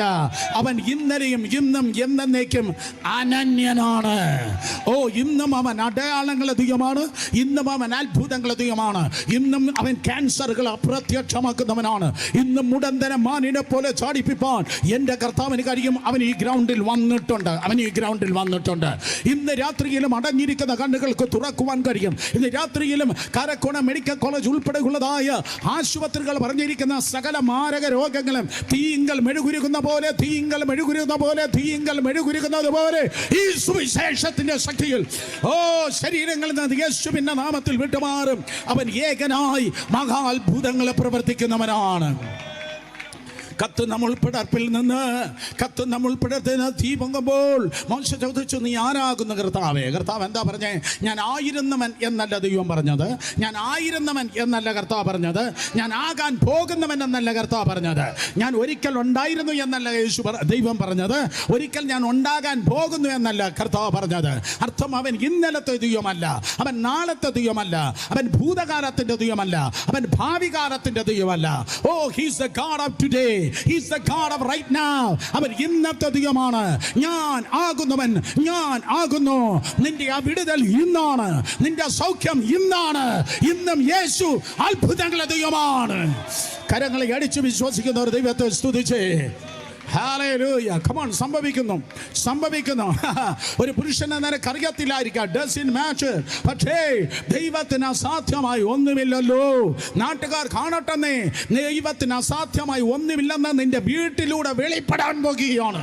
ദൈവത്തിന് അസാധ്യമായി ഒന്നുമില്ലെന്ന് നിന്റെ മക്കളിലൂടെ ദൈവം വെളിപ്പെടുത്തുവാൻ പോകുകയാണ്. വിശ്വസിക്കുന്നവർ ദൈവത്തെ ആരാധിക്കും. ദൈവത്തിന് അസാധ്യമായി ഒന്നുമില്ലല്ലോ. That's talking about virgin birth. കന്യകാ ജനനത്തെ കുറിച്ചാണ് അതേ വേദപുസ്തകം പറയുന്നത്. വീണ്ടും സ്തോത്രം, തിരുവചനം പറയുന്നു. അതേ 31-ാം വാക്യം 2-ാം ഭാഗം നിങ്ങൾ വായിക്കുമ്പോൾ, അതേ സ്തോത്രം, നീ ഗർഭം ധരിച്ച് ഒരു മകനെ പ്രസവിക്കുക. ഒരു അരയന്നത്തെയല്ല, ഒരു ചീങ്കണ്ണിയല്ല, ഒരു മകനെ പ്രസവിക്കും. അർത്ഥം ഒരു പക്ഷിയല്ല നീ പ്രസവിക്കുന്നത്, ഒരു മൃഗത്തെയല്ല നീ പ്രസവിക്കുന്നത്, ഒരു മനുഷ്യ കുഞ്ഞിന്, ഒരു മകനെ നീ പ്രസവിക്കുക. അർത്ഥം വേഷത്തിൽ മനുഷ്യനായി യേശു ഈ ലോകത്തിലേക്ക് കടന്നു വന്നു. വേഷത്തിൽ മനുഷ്യനായി യേശു ഈ ലോകത്തിലേക്ക് കടന്നു വന്നു. അവനാണ് സ്തോത്രം വാനത്തിലെ പറവകളെ സൃഷ്ടിച്ചത്. എൻ്റെ കർത്താവാണ് സമുദ്രത്തിലെ മത്സ്യങ്ങളെ സൃഷ്ടിച്ചത്. കാട്ടിൽ ഇഴകുകയും നടക്കുകയും ചെയ്യുന്ന സകല ജീവികളെ സൃഷ്ടിച്ച കർത്താവാണ്. പക്ഷേ കർത്താവ് ജീവികളെയല്ല സ്നേഹിച്ചത്, അവൻ മനുഷ്യരെയാണ് സ്നേഹിച്ചത്. അതേ ദൈവമായി കർത്താവ് സ്തോത്രം മാനവജാതിയെ രക്ഷിപ്പാൻ, മനുഷ്യനെ രക്ഷിപ്പാൻ ഈ ലോകത്തിലേക്ക് കടന്നു വരികയുണ്ടായി. കേൾക്കുന്നവർ കരങ്ങൾ ഉയർത്തി ഹല്ലേലൂയ പറഞ്ഞാട്. കോടാനുകോടി ദൂതന്മാർ ദൈവത്തിന്റെ സന്നിധി വെളിപ്പാട് പുസ്തകം പറയുന്നു, ദൈവത്തിന്റെ ദൂതന്മാരുടെ അതേ സംഖ്യകൾ എടുത്താൽ സ്തോത്രം 1000 ഗുണം 1000, 10,000 ഗുണം 10,000. ഒരിക്കൽ കൂടെ 1000 ഗുണം 1000, 10,000 ഗുണം 10,000. അത്രയും ദൂതന്മാർ ദൈവത്തിനുണ്ട്. 820 കോടി ജനം ഇന്ന് ഭൂമിയിലുണ്ടെങ്കിൽ അതിനേക്കാൾ ഒത്തിരി മടങ്ങ് ദൂതന്മാർ ദൈവത്തിന്റെ സന്നിധിയിലുണ്ട്. ആ ദൂതന്മാരുടെ മധ്യത്തിൽ ഇരുന്ന് സൈന്യങ്ങളെ ദൈവമായ യഹോവ പരിശുദ്ധൻ പരിശുദ്ധൻ പരിശുദ്ധൻ എന്ന് അങ്ങിരുന്നാൽ ഒരുപക്ഷെ ദൈവത്തിന് നിന്റെ അവസ്ഥ അറിയത്തില്ല. എന്നാൽ 2000 വർഷങ്ങൾക്ക് മുമ്പ് അവൻ വേഷത്തിൽ മനുഷ്യനായി ഈ ലോകത്തിലേക്ക് കടന്നു വന്ന് ഒരു സ്തോത്രം അതേ മകനെ നീ പ്രസവിക്കും. അർത്ഥം യേശു ദൈവപുത്രനായവൻ മനുഷ്യനായി ഈ ലോകത്തിൽ കടന്നു വരും. ഫിലിപ്പിയർ 2:6 പറയുന്നു, ദൈവത്തോടുള്ള സമത്വം മുറുകെ പിടിച്ചുകൊള്ളണമെന്ന് വിചാരിക്കാതെ വേഷത്തിൽ മനുഷ്യനായി യേശു ലോകത്തിലേക്ക് കടന്നു വന്നു. ധൈര്യമായിരിക്കെ, ദൈവം വേഷത്തിൽ മനുഷ്യനായി കടന്നു വന്ന യേശുവിന് ഇന്ന് മാനുഷികമായി നീ ഞാനും അനുഭവിക്കുന്നതായ സകല അവസ്ഥകളെ കർത്താവിന് വളരെ നന്നായി അറിയാം. 40 ദിവസം ഉപവസിച്ച് കഴിഞ്ഞപ്പോൾ അവന് നന്നായി വിശന്ന. യേശുവിന് നന്നായി വിശന്ന. പട്ടിണി കിടന്ന് ആരൊക്കെയോ എന്നെ കേൾക്കുന്നുണ്ട്. ഹല്ലേലൂയ. പകുതി വയർ മാത്രം ആഹാരം കഴിച്ച് ജീവിക്കുന്ന ആരൊക്കെയോ എന്നെ കേൾക്കുന്നു. യേശുവിനെ നിന്റെ വിശപ്പിനെ നന്നായിട്ട് അറിയാം. യോഹന്നാൻ 4 പറയുന്നു, 12 മണിക്ക് നടന്നാണ് സുഖാർ എന്ന സ്ഥലത്ത് അതേ ശമരിയയിൽ യാക്കോബിന്റെ കിണറ്റിനരികിൽ അവൻ വന്നത്. അവന് ദാഹിച്ചു. യോഹന്നാൻ 19:28 ക്രൂസിൽ കിടന്ന് അവൻ പറഞ്ഞു, എനിക്ക് ദാഹിക്കുന്നു.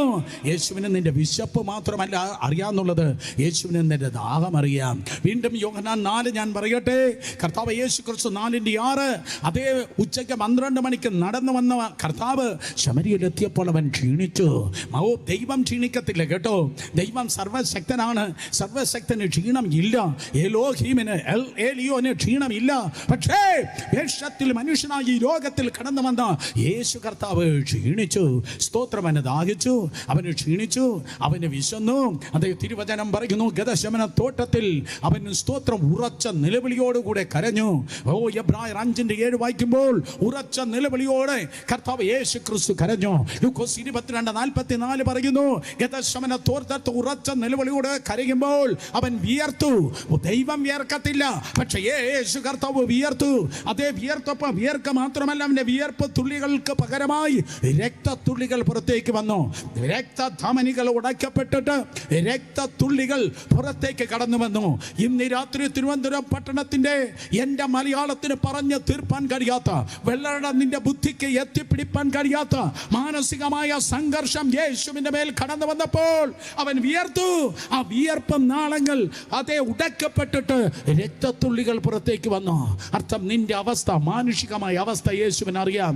നിന്റെ വിശപ്പ് അറിയാം, നിന്റെ ദാഹം അവനറിയാം, നിന്റെ വിയർപ്പ് അവനറിയാം, നിന്റെ രക്തം അവനറിയാം, നിന്റെ നിലവിളി അവനറിയാം. വീണ്ടും എനിക്കൊരു ലോങ് ലിസ്റ്റ് പറയാനുണ്ട്, നേരമില്ല. നിന്റെ ഏകാന്തത യേശുവിനറിയാം, നിന്റെ തിരസ്കരണം യേശുവിനറിയാം, നിന്റെ വേദനകൾ യേശുവിനറിയാം, നിന്റെ മുറിവുകൾ യേശുവിനറിയാം. അതേ നിന്റെ അപ്പൻ നിന്നെ അറിയുന്നതിനേക്കാൾ നിന്നെ നന്നായി അറിയുന്നവനായ യേശു, നിന്റെ അമ്മ നിന്നെ അറിയുന്നതിനേക്കാൾ നന്നായി നിന്നെ അറിയുന്ന യേശു, നിന്റെ സുഹൃത്തുക്കൾ നിന്നെ അറിയുന്നതിനേക്കാൾ എന്തിനു കൂടുതൽ പറയുന്നു, നീ നിന്നെ അറിയുന്നതിനേക്കാൾ നിന്നെ നന്നായി അറിയുന്നവനായ യേശു. കേട്ടില്ല, ഒരിക്കൽ കൂടെ, നീ നിന്നെ അറിയുന്നതിനേക്കാൾ നിന്നെ നന്നായി അറിയുന്നവനായ യേശു. കരങ്ങളെ ഉയർത്തി ഹല്ലേലൂയ പറഞ്ഞേ. സ്തോത്രം. അതേ, അതുകൊണ്ട് നീ ഒരു മകനെ പ്രസവിക്കും. That's talking about his humanity. യേശു കർത്താവിന്റെ മനുഷ്യത്വത്തെ കുറിച്ച് പറയുന്നു. നീ കന്യക ആകുന്ന നീ ഗർഭം ധരിച്ച് ഒരു മകനെ പ്രസവിക്കുക. കുഞ്ഞിന്റെ പേരെന്താണ്? മൂന്നാമത് അവന് യേശു എന്ന് പേരിടണം. നമ്പർ 3, ശിശുവിന്റെ മൂന്നാമത്തെ പ്രത്യേകത, he shall call him by name Jesus. അവന് യേശു എന്ന് പേരിടണം. യേശു എന്ന വാക്കിന് അർത്ഥം യഹോവ രക്ഷിക്കുന്നു. യേശു എന്ന വാക്കിനർത്ഥം കത്തോലിക്കൻ രക്ഷിക്കുന്നു, CSI രക്ഷിക്കുന്നു, പെന്തിക്കോസ് ഗ്രൂപ്പ് രക്ഷിക്കുന്നു, പാസ്റ്റർമാർ രക്ഷിക്കുന്നു, പ്രവാചകൻ രക്ഷിക്കുന്നു എന്നല്ല, പകരം യേശു രക്ഷിക്കുന്നു. ആർക്കും പറയാൻ കഴിയത്തില്ല എന്റെ സഭയവാ എന്നാലേ രക്ഷിക്കപ്പെടത്തുള്ളൂ. ഒരു പള്ളിയും നിനക്ക് വേണ്ടി മരിച്ചില്ല, ഒരു സഭയും നിനക്ക് വേണ്ടി മരിച്ചില്ല. ഒരു സഭയ്ക്കും നിന്നെ രക്ഷിപ്പാൻ കഴിയത്തില്ല, ഒരു പാസ്റ്റർക്കും നിന്നെ രക്ഷിക്കാൻ കഴിയത്തില്ല. ആരും നിന്നെ കബളിപ്പിക്കല്ലേ. പകരം ഇന്ന് രാത്രി നിന്നെ രക്ഷിപ്പാൻ ഒരുവന് മാത്രമേ കഴിയത്തുള്ളൂ, കർത്താവ് യേശുവിന് മാത്രം. മറ്റൊരുത്തന്റെ രക്ഷയില്ല. കേൾക്കുന്നവർ ആമേൻ പറഞ്ഞോട്ടെ. വേറെ ആർക്കും നിന്നെ രക്ഷിപ്പാൻ കഴിയത്തില്ല. അപ്പോസ്തല പ്രവൃത്തി 4:12 പറയുന്നു, മറ്റൊരുത്തന് രക്ഷയില്ല. എന്നെ കേൾക്കുന്ന പ്രിയ സഹോദരി സഹോദരന്മാരെ, ദൈവത്തിന്റെ കൃപയാൽ നീ രക്ഷിക്കപ്പെടുവാൻ 2000 വർഷങ്ങൾക്ക് മുമ്പ് കർത്താവ് യേശു ക്രിസ്തു ഉണ്ടല്ലോ, ഒരു കഴുതപ്പെട്ടിയുടെ പുറത്ത് അതേ കയറി ആട്ടിൻ വാതിലൂടെ അകത്തേക്ക് പ്രവേശിച്ചു. യെരൂശലേം പട്ടണത്തിന്റെ ആട്ടിൻ വാതിലൂടെ അകത്തേക്ക് പ്രവേശിച്ചു. ഞാനത് വീണ്ടും പറയാം, കാരണം അവൻ പരമയാഗമാകാൻ വന്നവനാണ്. ആട്ടിൻ വാതിലൂടെ അകത്ത് കയറിവൻ ദിവസങ്ങൾക്ക് ശേഷം ക്രൂശുമായി പുറത്തേക്ക് ഇറങ്ങിയത് പഴയ വാതിലൂടെ പുറത്തേക്ക് ഇറങ്ങി. 12 വാതിൽ, ഏത് വാതിലൂടെ വേണമെങ്കിലും പുറത്തേക്ക് വരാം. പക്ഷെ പഴയ വാതിലൂടെ ഈ കർത്താവ് യേശു ക്രിസ്തു പുറത്തേക്ക് ഇറങ്ങിയത്, പഴയ വാതിലൂടെ പുറത്തേക്ക് ഇറങ്ങിയത് പുതിയ നിയമം സ്ഥാപിപ്പാൻ വേണ്ടിയായിരുന്നു. തുടർന്ന് യേശുവിലേക്ക് നോക്കിയാട്ടെ. ആരും അവനെ പിടിച്ചതല്ല, കർത്താവ് യേശു പിടികൊടുത്തതാണ്. ഒരിക്കൽ കൂടെ, ആരും അവനെ പിടിച്ചതല്ല, പകരം കർത്താവ് യേശു ക്രിസ്തു പിടികൊടുത്തതാണ്. അതേ സ്തോത്രം. രാവിലെ 9 മണിക്കാണ് ദേവാലയത്തിൽ പാസ്ഓവർ, പെസഹയുടെ ആരാധന ആരംഭിക്കുന്നത്. പെസഹയുടെ യാഗങ്ങൾ ആരംഭിക്കുന്നത് രാവിലെ 9 മണിക്കാണ്. കൃത്യം രാവിലെ 9 മണിക്ക് 2 കള്ളന്മാരുടെ നടുവിൽ കർത്താവ് യേശു ക്രിസ്തുവിന്റെ ക്രൂശ് ഉയർത്തപ്പെടുകയുണ്ടായി. ഏകനായ കർത്താവ് രണ്ട് കള്ളന്മാരുടെ നടുവിൽ ക്രൂശിൽ ഉയർത്തപ്പെട്ടു. ഒരേ ഒരു കർത്താവ്, ഒരേ ഒരു രക്ഷകൻ, ഒരേ ഒരു സൃഷ്ടാവ്, ഒരേ ഒരു യേശു, ഒരേ ഒരു രക്ഷകൻ, ഒരേ ഒരു രക്ഷകൻ, ഒരേ ഒരു രക്ഷകൻ, ഒരേ ഒരു രക്ഷകൻ, ഒരേ ഒരു രക്ഷകൻ, ഒരേ ഒരു രക്ഷകൻ. രണ്ട് കള്ളന്മാരുടെ നടുവിൽ അവൻ ഉയർത്തപ്പെടുകയുണ്ടായി. അവന്റെ ഇടതും വലതും രണ്ട് കള്ളന്മാരുണ്ടായിരുന്നു. രണ്ട് കള്ളന്മാരുടെ നടുവിൽ ക്രൂശിക്കപ്പെട്ട കർത്താവ് മൂന്ന് ആണികളെ മേൽ ക്രൂശിന്മേൽ തൂങ്ങി നിന്നു. ഒരു കർത്താവ് രണ്ട് കള്ളന്മാരുടെ നടുവിൽ മൂന്ന് ആണികളെ മേൽ ക്രൂശിക്കപ്പെട്ടു. മൂന്ന് ആണികളെ മേൽ ക്രൂശിക്കപ്പെട്ട കർത്താവിന്റെ വസ്ത്രത്തെ നാലായി അവർ പകുത്തെടുത്തു. 1 2 3 4 നാലായി ആ വസ്ത്രത്തെ പകുത്തെടുത്തു. ഒരു കർത്താവ് രണ്ട് കള്ളന്മാരുടെ നടുവിൽ മൂന്നാണികളിൽ ക്രൂശിക്കപ്പെട്ടു. നാലായി അവന്റെ വസ്ത്രത്തെ പകുത്തെടുത്തു. 5 പ്രധാന മുറിവുകൾ അവന്റെ ശരീരത്തിലുണ്ടായിരുന്നു. 2 കൈകളിൽ 2 കാലുകളിൽ ഒരു വിലാപ്പുറത്ത് 5 പ്രധാന മുറിവുകൾ ഉണ്ടായിരുന്നു. രാവിലെ 9 മണി മുതൽ ഉച്ചയ്ക്ക് ശേഷം 3 മണി വരെ 6 മണിക്കൂർ നേരം കർത്താവ് യേശു ക്രൂശിന്മേൽ തൂങ്ങി നിന്നു. അതെ, രാവിലെ 9 മണിക്ക് മുതൽ ഉച്ചയ്ക്ക് ശേഷം 3 മണി വരെ 6 മണിക്കൂർ നേരം യേശു കർത്താവ് ക്രൂശിന്മേൽ തൂങ്ങി നിന്നു. ഏക കർത്താവ് 2 കള്ളന്മാരുടെ നടുവിൽ 3 ആണികളുടെ മേൽ തൂങ്ങി നിന്നപ്പോൾ 4 വസ്ത്രം പകുത്തെടുത്തു. 5 പ്രധാന മുറിവുകൾ ഉണ്ടായിരുന്നു. 6 മണിക്കൂർ നേരം ക്രൂശിന്മേൽ തൂങ്ങി നിന്ന് 7 മൊഴികളെ വിളിച്ചു പറഞ്ഞു. 7 മൊഴികളെ വിളിച്ചു പറഞ്ഞു. ഇന്ന് രാത്രി കേൾക്കണമേ, ക്രൂശിൽ വെളിപ്പെട്ട 7 കാര്യങ്ങൾ. ഒരു കർത്താവ് 2 കള്ളന്മാരുടെ നടുവിൽ 3 ആണികളുടെ മേൽ ക്രൂശിന്മേൽ തൂങ്ങി നിന്നപ്പോൾ 4 അവന്റെ വസ്ത്രത്തെ പകുത്തെടുത്തു. 5 പ്രധാന മുറിവുകൾ യേശുവിന്റെ ശരീരത്തിലുണ്ടായിരുന്നു.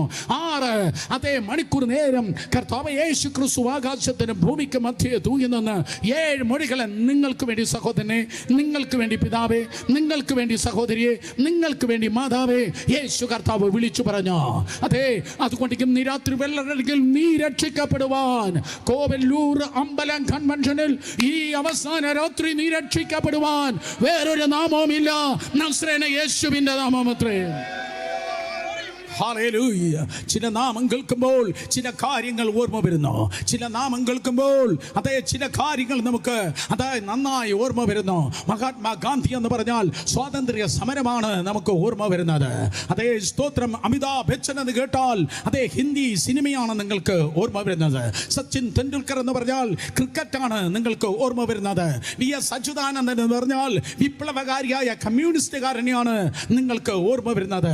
KJ യേശുദാസ് എന്ന് പറഞ്ഞാൽ പാട്ടുകാരനെയാണ് നിങ്ങൾക്ക് ഓർമ്മ വരുന്നത്. പക്ഷേ നസ്രേന യേശു എന്ന് പറഞ്ഞാൽ ഇന്ന് രാത്രി സ്വർഗം തുറക്കപ്പെടുന്ന, നരകം വിറയ്ക്കുന്ന, ഭൂമിയിൽ നിന്റെ പേര് ജീവന്റെ പുസ്തകത്തിൽ എഴുതപ്പെടുന്നു. കർത്താവ് യേശു എന്ന പേര് പറഞ്ഞാൽ സ്വർഗം തുറക്കപ്പെടുന്നു, പാതാളം അടയുന്നു. ഭൂമിയിൽ കൃപയാൽ നിന്റെ പേര് അതേ ജീവ പുസ്തകത്തിൽ എഴുതപ്പെടുന്നു. നീ രക്ഷിക്കപ്പെടുന്നു. 2 കരങ്ങളെ അടിച്ച് 2 മിനിറ്റ് ശബ്ദമുയർത്തി ദൈവത്തെ നന്ദി പറഞ്ഞാട്ടെ. Come on, ശക്തിയോടെ, ശക്തിയോടെ.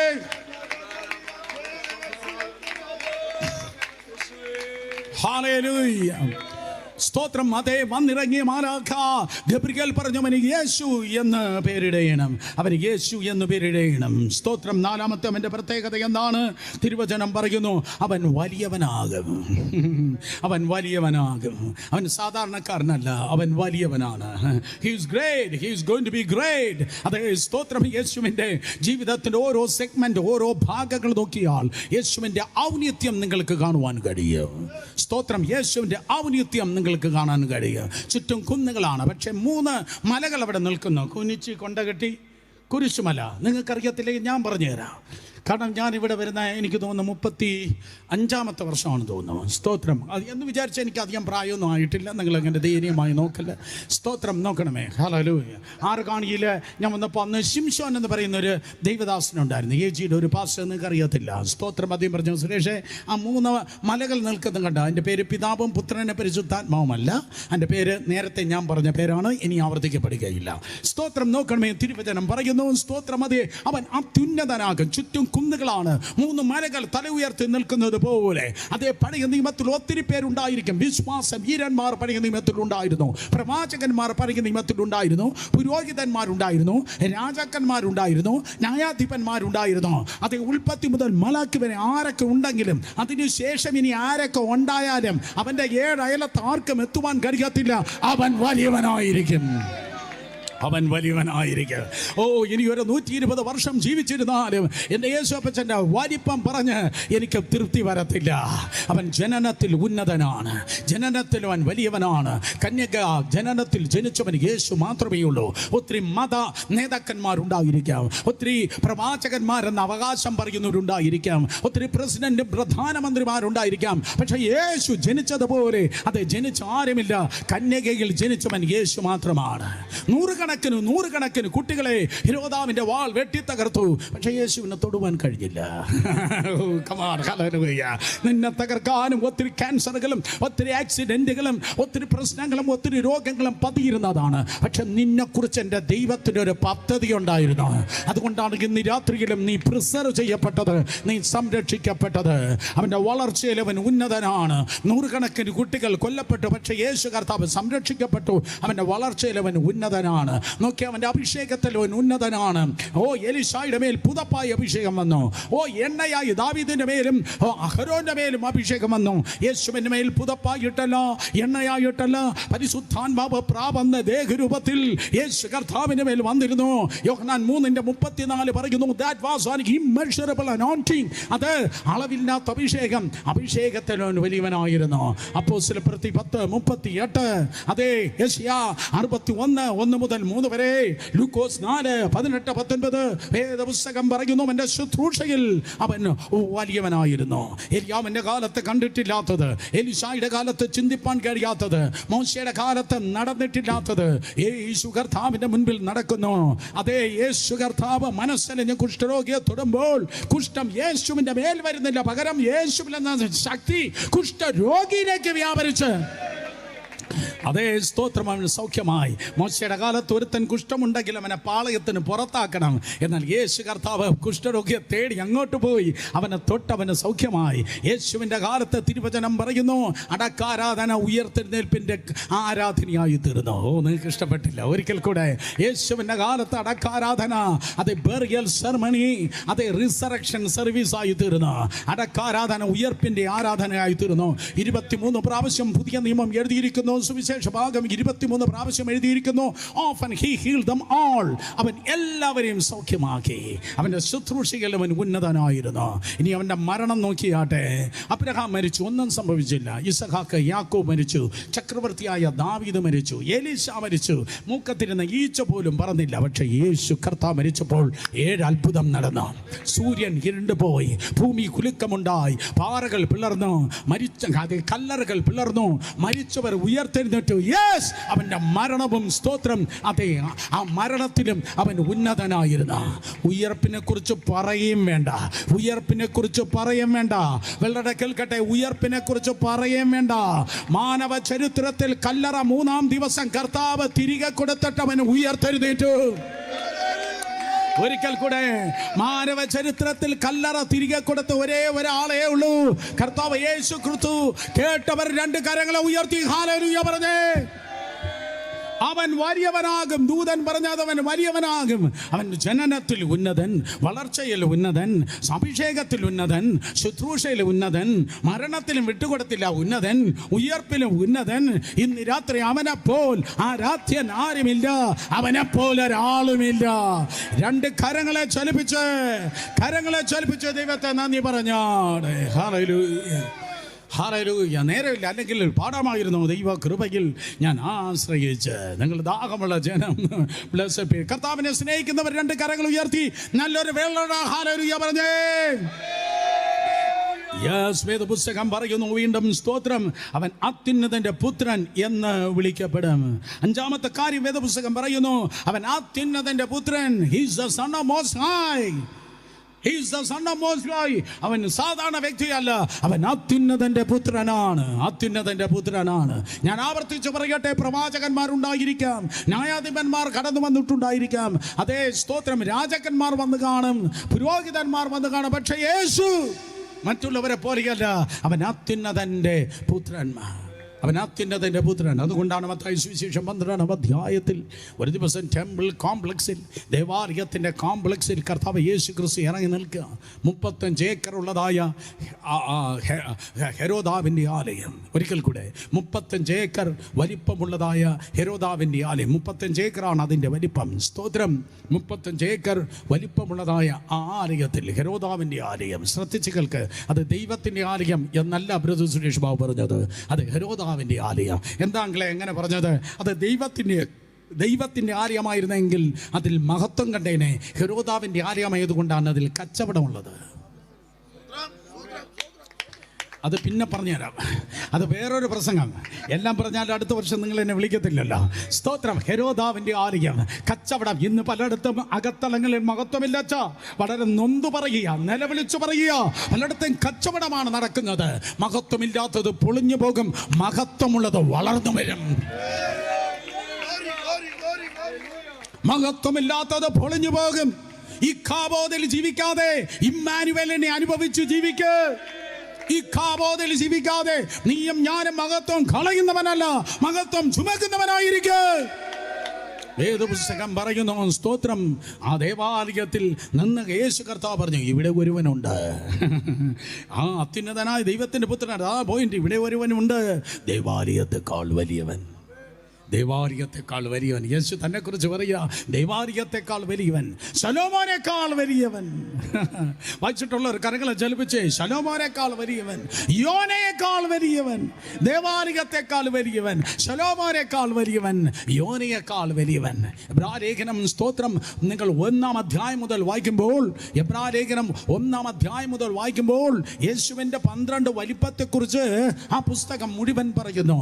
യേശു പ്രവാചകന്മാരെക്കാൾ വലിയവൻ, യേശു ദൂതന്മാരെക്കാൾ വലിയവൻ, യേശു അബ്രഹാമിനേക്കാൾ വലിയവൻ, യേശു മോശയേക്കാൾ വലിയവൻ, യേശു കർത്താവ് യോശുവേക്കാൾ വലിയവൻ, യേശു മൽക്കീശദെക്കിനേക്കാൾ വലിയവൻ, യേശു 5 യാഗങ്ങളെക്കാൾ വലിയവൻ, യേശു ദേവാലയത്തെക്കാൾ വലിയവൻ, യേശു കർത്താവ് വിശ്വാസ വീരന്മാരെക്കാൾ വലിയവൻ. അതെ, ഇന്ന് രാത്രി അർത്ഥം ഇതാണ്, നിന്റെ ക്യാൻസറിനേക്കാൾ യേശു വലിയവൻ, നിന്റെ പ്രശ്നങ്ങളെക്കാൾ യേശു വലിയവൻ, നീ കടന്നു പോകുന്ന തീച്ചൂള പോലെയുള്ള പ്രതികൂലങ്ങളെക്കാൾ യേശു വലിയവൻ, യേശു വലിയവൻ, യേശു വലിയവൻ. ഇന്ന് രാത്രി നീ വന്നു കൂടിയിരിക്കുന്നത് ഒരു മത സമ്മേളനത്തിനല്ല, സകല നാമത്തിന് മേലായ നസ്രേന യേശുവിൻ്റെ മുൻപിലാണ് നീ കൂടിയിരിക്കുന്നത്. യേശുവിന്റെ മുൻപിൽ നീ കൂടിയിരിക്കുമ്പോൾ, at the name of Jesus every knee shall bow and every tongue shall confess Jesus is Lord. യേശുവെന്ന നാമത്തിൻ മുൻപാകെ, യേശുവെന്ന നാമത്തിൻ മുൻപാകെ, യേശുവെന്ന നാമത്തിൻ മുൻപാകെ സകല മുഴങ്കാലുകൾ മടങ്ങി തന്നെയാകണം. എല്ലാ മന്ത്രവാദത്തിന്റെ ശക്തികൾ ഇന്ന് രാത്രി മുട്ടുമടക്കട്ടെ. സ്തോത്രം പറ. ഇന്ന് രാത്രി സകല പൈശാചിക മണ്ഡലങ്ങൾ യേശുവിന്റെ നാമത്തിൽ മുട്ടുമടക്കട്ടെ.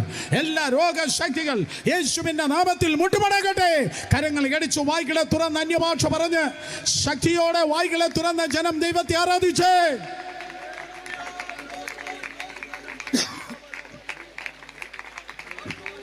Yes yes. ആരാ നിർത്തിയത്? കണ്ടിന്യൂ. തുടർന്നാട്ടെ.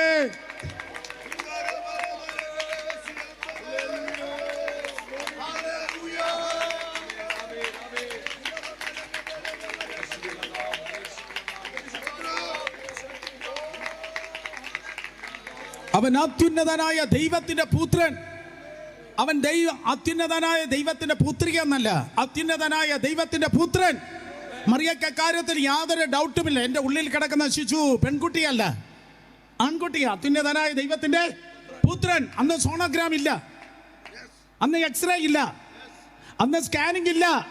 പക്ഷെ അരുളപ്പാട് പറയുന്ന ഒരു ദൈവമുണ്ട്.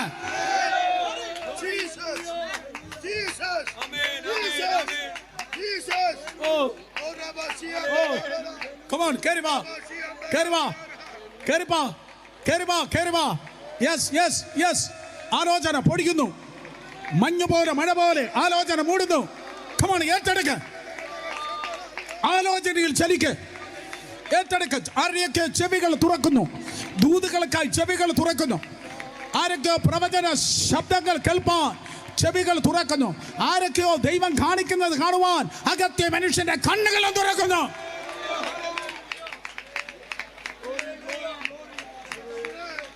അത്യുന്നതനായ ദൈവത്തിന്റെ പുത്രൻ. ആര് പറഞ്ഞു?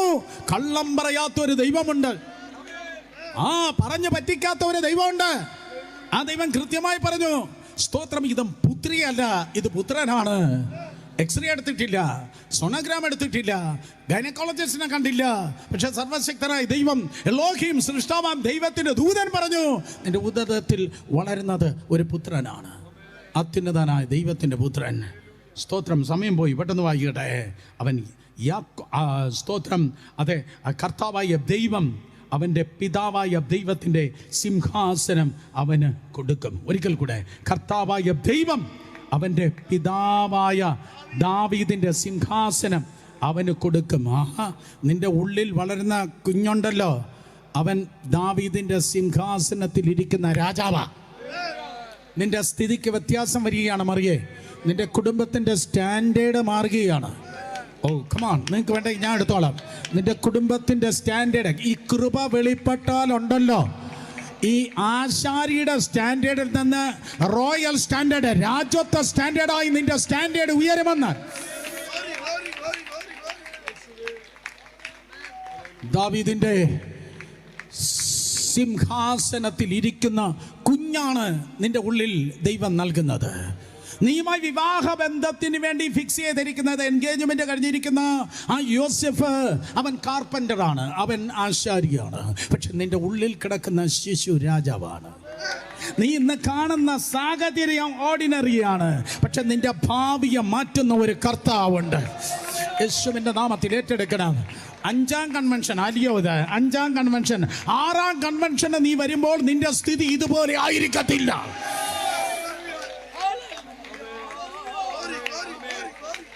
കമോൺ, 30 സെക്കൻഡ് നിർത്താതെ ശബ്ദം ഉയർത്തി 30 സെക്കൻഡ് കരങ്ങൾ അടിച്ച് ആരാധിക്കും. Yes yes yes yes yes.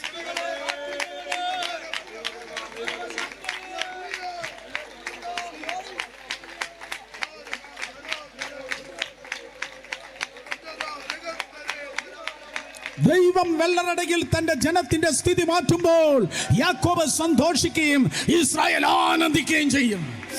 ഈ ജനത്തിന്റെ സ്ഥിതി മാറട്ടെ, ആ ഭവനങ്ങളുടെ സ്ഥിതി മാറട്ടെ, ആ വ്യക്തികളുടെ സ്ഥിതി മാറട്ടെ. In the name of Jesus.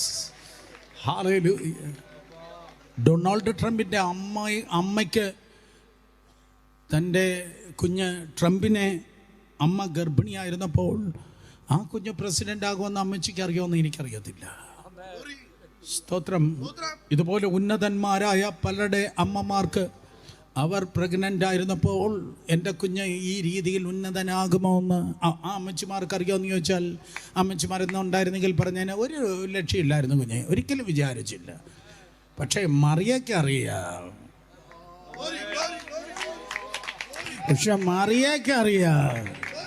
ഈ കുഞ്ഞ് ആശാരിയുടെ ചാരുകസേര ഇരിക്കേണ്ടവനല്ല, ദാവീദിന്റെ സിംഹാസനത്തിൽ ഇരിക്കേണ്ടവൻ. Yes yes yes yes yes yes yes. ഒരു കണ്ണ് കണ്ടിട്ടില്ലാത്ത, ഒരു ചെവി കേട്ടിട്ടില്ലാത്ത, ഒരു മനുഷ്യന്റെ ഹൃദയത്തിൽ തോന്നിയിട്ടില്ലാത്തത് കൃപ നിന്റെ ജീവിതത്തിന്, കൃപയോ നിന്റെ ജീവിതത്തിന് നൽകുവാൻ കഴിയും. വിശ്വസിക്കുന്നവരെ ഏറ്റെടുക്കാൻ. യെസ്, അവൻ രാജാവാണ്. ദാവീദിന്റെ സിംഹാസനത്തിൽ അവൻ ഇരിപ്പാൻ വേണ്ടി പോകുന്നു. ഇന്ന് രാത്രി ഞാൻ പ്രസംഗിക്കുന്ന കർത്താവ് അവൻ രാജാതി രാജാവാണ്. 1 തീമോഥെയോസിലെ ലേഖനം 6:16, വെളിപ്പാട് 17:14, വെളിപ്പാട് പുസ്തകം 19:16. ആവർത്തിച്ച് വേദപുസ്തകം പറയുന്നു, he is the king of king and he is the Lord of Lord. അവൻ രാജാതി രാജാവാണ്, അവൻ കർത്താതി കർത്താവാണ്. കാരണം വിശ്വാസികളായിരിക്കുന്ന നിങ്ങളും ഞാനും അതേ രാജകീയ പുരോഹിത വർഗമാണ്. നമ്മൾ രാജകീയ പുരോഹിത വർഗമാണെങ്കിൽ നമുക്ക് പ്രാർത്ഥനയും അതേ പ്രാർത്ഥന, അതായത് പുരോഹിതൻ, നമുക്കൊരു വാഴ്ചയും അധികാരവും ദൈവം നൽകിയിരിക്കുന്നെങ്കിൽ നമുക്ക് മീതെ ഉള്ള കർത്താവ് അവൻ രാജാതി രാജാവാണ്. അവൻ എങ്ങനെയുള്ള രാജാവ്? എബ്രായ ലേഖനം 7-ാം അധ്യായം 2-ാം വാക്യം പറയുന്നു, അവൻ നീതിയുടെ രാജാവ്. പല കാര്യങ്ങളിൽ, പല വിഷയങ്ങളിൽ നിനക്ക് നീതി കിട്ടിയിട്ടില്ല. പക്ഷേ നിനക്ക് നീതി കിട്ടുന്നത് അപ്പുറത്തെ പോലീസ് സ്റ്റേഷനിൽ നിന്നോ അങ്ങേതര കോടതിയിൽ നിന്നോ അല്ല നീതി വരുന്നത്. തുറന്ന സ്വർഗത്തിൽ നിന്ന് യഹോവ തിസ്കനു എന്ന് പേരുള്ളവൻ ദൈവത്തിന്റെ കൃപയാൽ നിനക്ക് നീതി നൽകുന്നു. അവൻ നീതിയുള്ള രാജാവ്. എബ്രായലേഖനം 7:2 തന്നെ പറയുന്നു, is the king of peace. അവൻ സമാധാനത്തിൻ്റെ രാജാവ്. അതേ, ലോകത്തിൽ സമാധാനം ഇല്ല. മദ്യം നിനക്ക് സമാധാനം തരത്തില്ല.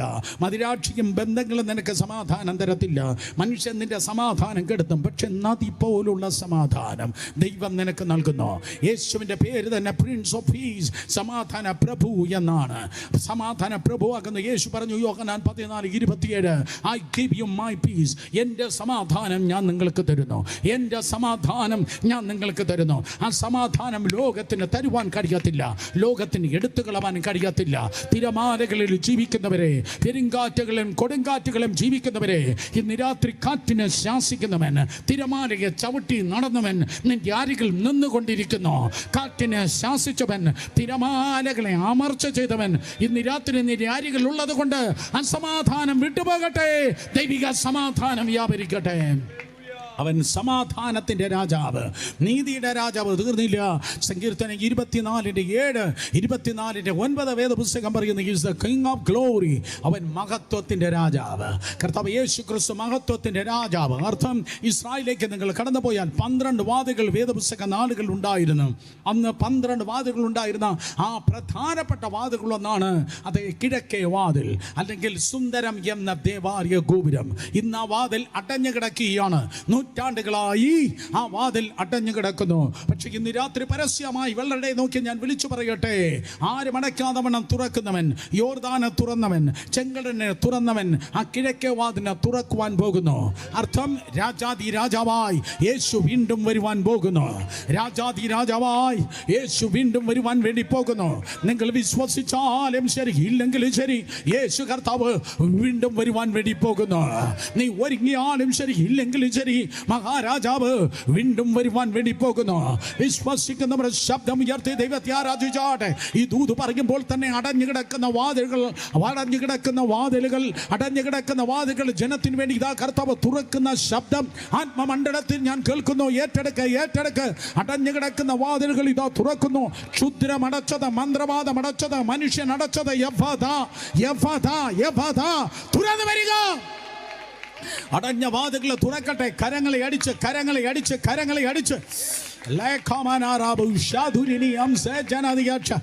അടഞ്ഞ വാതിലുകൾ തുറക്കട്ടെ.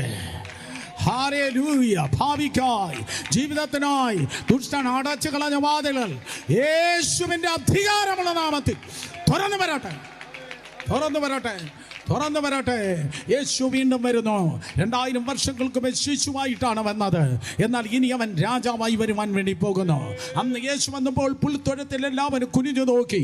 എന്നാൽ ഇനി യേശു കർത്താവ് വരുമ്പോൾ മധ്യാകാശത്തിന്റെ എല്ലാവരും നിവർന്നു നോക്കുവാൻ വേണ്ടി പോകുന്നു. അന്ന് വന്നത് ദൈവത്തിന്റെ കുഞ്ഞാടായിട്ടാണ്. എന്നാൽ ഇനി യേശു വരുന്നത് യഹൂദ ഗോത്രത്തിലെ സിംഹമായിട്ടാണ്. അന്ന് വന്നപ്പോൾ അവന് കഴുതയുടെ പുറത്താണ് ഇരുന്നത്. എന്നാൽ ഇനി വരുമ്പോൾ അത് വെളുത്ത കുതിരയുടെ പുറത്ത് രാജാതി രാജാവായി യേശു ഇരിക്കുവാൻ വേണ്ടി പോകുന്നു. അന്ന് വന്നത് പാപികൾക്ക് വേണ്ടിയാണ്. എന്നാൽ ഇനി യേശു വരുന്നത് അതേ വിശുദ്ധന്മാർക്ക് വേണ്ടി, വിശുദ്ധന്മാരെ ചേർപ്പാൻ വരുവാൻ പോകുന്നു. അന്ന് വന്നപ്പോൾ അവന്റെ തലയിൽ ഒരു മുൾക്കിരീടം ഉണ്ടായിരുന്നു. എന്നാൽ ഇനി യേശു കർത്താവ് കടന്നു വരുമ്പോൾ കിരീടങ്ങൾക്ക് മീതെ കിരീടമുണ്ടായിരിക്കും. കാരണം രാജാക്കന്മാരുടെ രാജാവാണ്. കൈയടിക്കുന്നെങ്കിൽ നന്നായി കരങ്ങൾ അടിച്ച് ദൈവത്തെ സ്തുതിക്കുക. കമാൺ, ശക്തിയോടെ.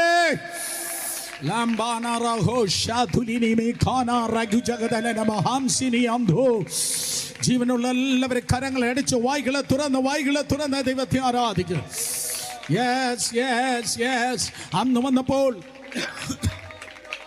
അന്ന് വന്നപ്പോൾ പത്രോസ് യേശു കർത്താവിനെ അതേ തള്ളി പറഞ്ഞു. യൂദ യേശുവിനെ കാണിച്ചു കൊടുത്തു. ഹെരോദാവ് യേശുവിനെ കളിയാക്കി. അതേ സ്തോത്രം, പീലാത്തോസ് യേശുവിനെ ചോദ്യം ചെയ്തു.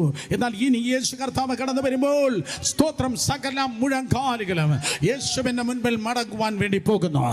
സ്തോത്രം, കർത്താവ് യേശു ക്രിസ്തു രാജാതി രാജാവായി വീണ്ടും വരുവാൻ വേണ്ടി പോകുന്നു. മറിയം, നിന്റെ ഉള്ളിലുള്ള ശിശു ഉണ്ടല്ലോ, നിന്റെ ഉള്ളിലുള്ള ശിശു അവൻ സാധാ ശിശുവല്ല, അവനൊരു രാജാവാണ്. കേൾക്കുന്നവർ 2 കരങ്ങളെ ചലിപ്പിച്ച് ദൈവത്തെ സ്തുതിച്ചേ. സ്തോത്രം. വീണ്ടും ഏഴാമതായി ഒരു കാര്യം കൂടെ പറഞ്ഞ് ഞാൻ നിങ്ങളെ മുന്നിലേക്ക് വിളിച്ച് പ്രാർത്ഥിക്കട്ടെ. തിരുവചനം പറയുന്നു, അവൻ്റെ രാജ്യത്വം നിത്യരാജ്യത്വമായിരിക്കും. അവൻ്റെ രാജ്യത്വം നിത്യരാജ്യത്വമായിരിക്കും. കാരണം അവൻ സ്തോത്രം തൊട്ടാവാടിയല്ല, അവൻ കൂണല്ല, 2 ദിവസം നിന്ന് 3-ാം ദിവസം പോകുന്ന താൽക്കാലിക ദൈവമല്ല. He's the God of everlasting to everlasting.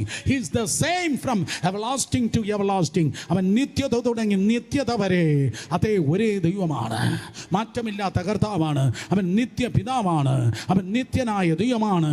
സ്തോത്രമാർത്ഥം അവൻ നിത്യ രാജാവാണ്. കേൾക്കുന്നവർ ഹല്ലേലൂയ പറഞ്ഞേ. നിത്യരാജാവാണ്, നിത്യരാജാവാണ്. ഇലക്ഷൻ വരികയാണ്. 2 മാസം കഴിഞ്ഞിട്ടോ മറ്റോ, അതെ 1 മാസമോ 2 മാസമോ കഴിഞ്ഞിട്ട് ഇലക്ഷനാണ്. വീണ്ടും 5 വർഷം കഴിഞ്ഞിട്ട് വീണ്ടും ഇലക്ഷനാണ്. വീണ്ടും ലോകമുണ്ടെങ്കിൽ 5 വർഷം കഴിഞ്ഞിട്ട് വീണ്ടും ഇലക്ഷനാണ്. എന്നാൽ യേശു കർത്താവിൽ ഇലക്ഷൻ ഇല്ല, അവനിൽ പിതാവിൻ്റെ സെലക്ഷൻ മാത്രമേ ഉള്ളൂ. തിരുവചനം പറയുന്നു, 1000 ആണ്ട് ഇളകാത്ത സിംഹാസനത്തിൽ ഇരുന്ന് 1000 ആണ്ട് യേശു ഈ ലോകത്തെ ഭരിക്കാൻ വേണ്ടി പോകുന്നു. വളരെ പഞ്ചായത്ത് കേൾക്കട്ടെ, 1000 ആണ്ട് യേശു രാജാവായി ഭരിക്കാൻ വേണ്ടി പോകുന്നു. കൊറോണ ഇല്ലാത്ത 1000 ആണ്ട്, വാക്സിനേഷൻ ആവശ്യമില്ലാത്ത 1000 ആണ്ട്, ജയിലുകൾ ശൂന്യമായി കിടക്കുന്ന 1000 ആണ്ട്, പോലീസുകാർക്ക് പണിയില്ലാത്ത 1000 ആണ്ട്, പട്ടാളം കൊണ്ട് പ്രയോജനമില്ലാത്ത 1000 ആണ്ട്, മന്ത്രവാദിക്ക് വാതുറക്കാൻ കഴിയാത്ത 1000 ആണ്ട്, രോഗമില്ലാത്ത 1000 ആണ്ട്, ആത്മഹത്യയില്ലാത്ത 1000 ആണ്ട്. Hallelujah, hallelujah, hallelujah. ഒരു ദുരാത്മ ശക്തിക്ക് പോലും ചെറുവിരൽ പോലും അനക്കാൻ കഴിയാത്തതായ 1000 ആണ്ട് യേശു കർത്താവ് നിത്യരാജാവായിരിക്കും.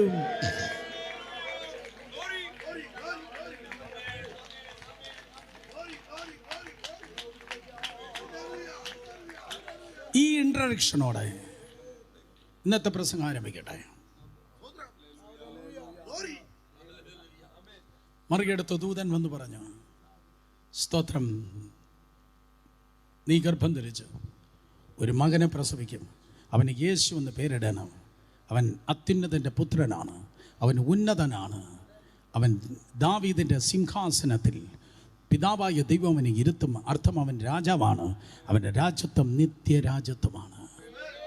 മറിയ ഗർഭിണിയായി ആ കുഞ്ഞിനെ പ്രസവിച്ചു. മറിയ ഗർഭിണിയായി ആ കുഞ്ഞിനെ പ്രസവിച്ചു. പിന്നത്തേതിൽ യോസെഫിന് വിവാഹം കഴിച്ചു. അതെ, സ്തോത്രം. മറിയ യോസെഫിന് വിവാഹം കഴിച്ചു, ആ കുഞ്ഞിനെ പ്രസവിച്ചു.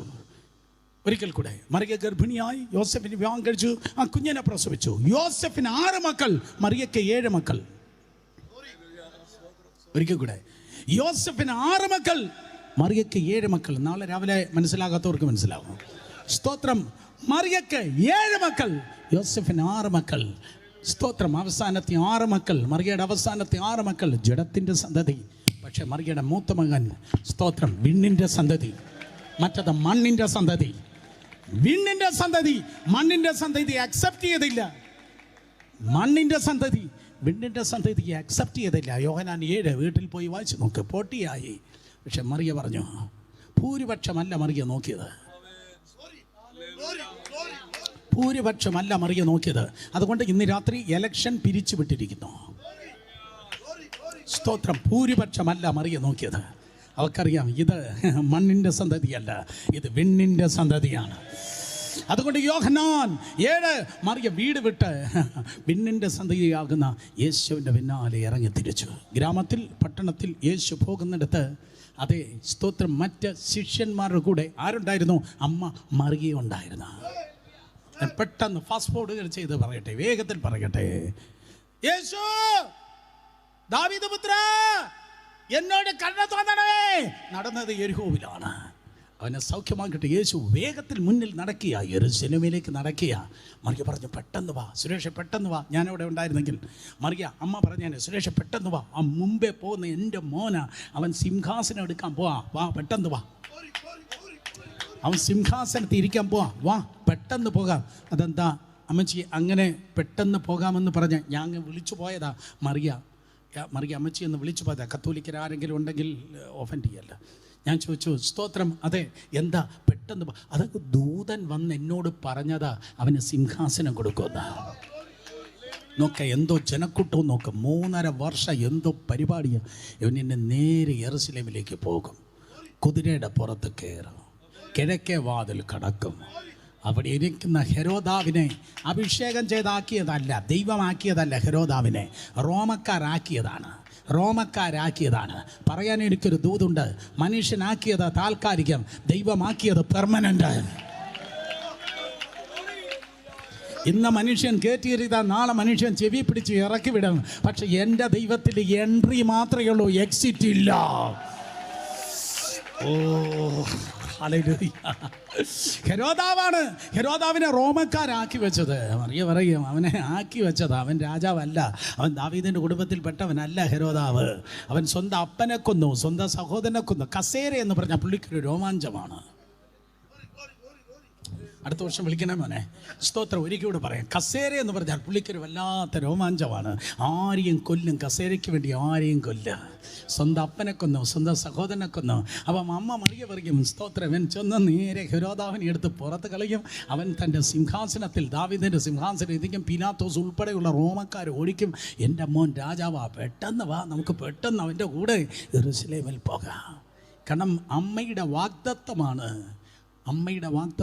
ഇവൻ രാജാവാകും. വാഗ്ദത്തമുള്ളവർ കരങ്ങളെ ഉയർത്തിയാട്ടെ. വാഗ്ദത്തമുള്ളവർ കരങ്ങളെ ഉയർത്തിയാട്ടെ. വാഗ്ദത്തത്തിന് വേണ്ടി അവൾ മുന്നോട്ട് പോവുകയാണ്. പക്ഷെ യെരൂശലേമിൽ എത്തി, ലാസർ പുറത്തു വന്നു. അടുത്ത ഞായറാഴ്ച ഇതോ വലിയ ജനക്കൂട്ടം മുന്നിലും പിന്നിലും നടന്ന പുരുഷാരം ഗംഭീരമായി വിളിക്കുന്നു, ഹോശന്ന. കർത്താവ് 2 ശിഷ്യന്മാർ വിട്ടിട്ട് കഴുതയാണ് തിരഞ്ഞെടുത്തത്. അമ്മ അടുത്ത് നിന്ന് മുറുമുറുത്തു. കഴുതയല്ലല്ലോ ദൂതൻ പറഞ്ഞത്, കുതിരയാണ് ദൂതൻ പറഞ്ഞത്. കാരണം രാജാവെന്നല്ലയോ ദൂതൻ പറഞ്ഞത്, കഴുതയല്ലല്ലോ ദൂതൻ പറഞ്ഞത്. യവൻ സ്തോത്രം, അതെ, കഴുതയാ തിരഞ്ഞെടുക്കുന്നത്. കഴുത പ്രവാചകൻ്റെ വാഹനമാണ്, പ്രവാചകൻ്റെ വാഹനത്തിലല്ല. ദൂതൻ പറഞ്ഞത് അതെ കുതിരയിൽ കയറുമെന്നാണ് പറഞ്ഞത്. പക്ഷെ സെഖരിയ 9:9 പ്രവാചകൻ കൃത്യമായി പറഞ്ഞു, താഴ്മയോടെ കഴുതപ്പുറത്താണ് വരുന്നത്. പക്ഷെ മറിയക്കറിയത്തിൽ ഈ ഫസ്റ്റ് ട്രിപ്പിലല്ല ഇത് നടക്കുന്നത്. ഫസ്റ്റ് ട്രിപ്പിലല്ല. അർത്ഥം, ഞാൻ വാഗ്ദത്തമുള്ള നിങ്ങളെ നോക്കി പറയട്ടെ, ചില കാര്യം നമുക്ക് മനസ്സിലാകത്തില്ല. ചില കാര്യം ലൈഫിൽ നടക്കുന്നത് നമുക്ക് മനസ്സിലാകത്തില്ല. എന്തിനാ കഴുതയെടുത്തേ? അമ്മ പറയും, അറിയത്തില്ല, കഴുതയാ തിരഞ്ഞെടുത്തത്. സാരമില്ല, കഴുതയെങ്കിൽ കഴുത. വാസുരേഷ് ഇവൻ രാജാവാകും. കിദ്രോൻ താഴ്വര കടന്ന് മേലേക്ക് കയറുമ്പോൾ അമ്മ പറഞ്ഞു, ഇപ്പോൾ ആ കിഴക്കേ വാതിലൂടെ ഒരു കയറ്റമുണ്ട്. ആ കിഴക്കേ വാതിലൂടെയാണ് രാജാക്കന്മാർ വരികയും പോവുകയും ചെയ്യുന്നത്. ഈസ്റ്റേൺ ഗേറ്റ്, കിഴക്കേ വാതിലൂടെ ഒരു പോക്കുണ്ട്. പക്ഷേ മേലെ എത്തിയപ്പോൾ കഴുത നേരെയല്ല കർത്താവ് വിട്ടത്, ഇടത്തേക്ക് തിരിച്ച് ആട്ടിൻ വാതിലൂടെ വിട്ടു. പിന്നിൽ നിന്ന് അമ്മച്ചു പറഞ്ഞു കാണും, ഏയ് അതുവഴിയല്ല, നേരെ.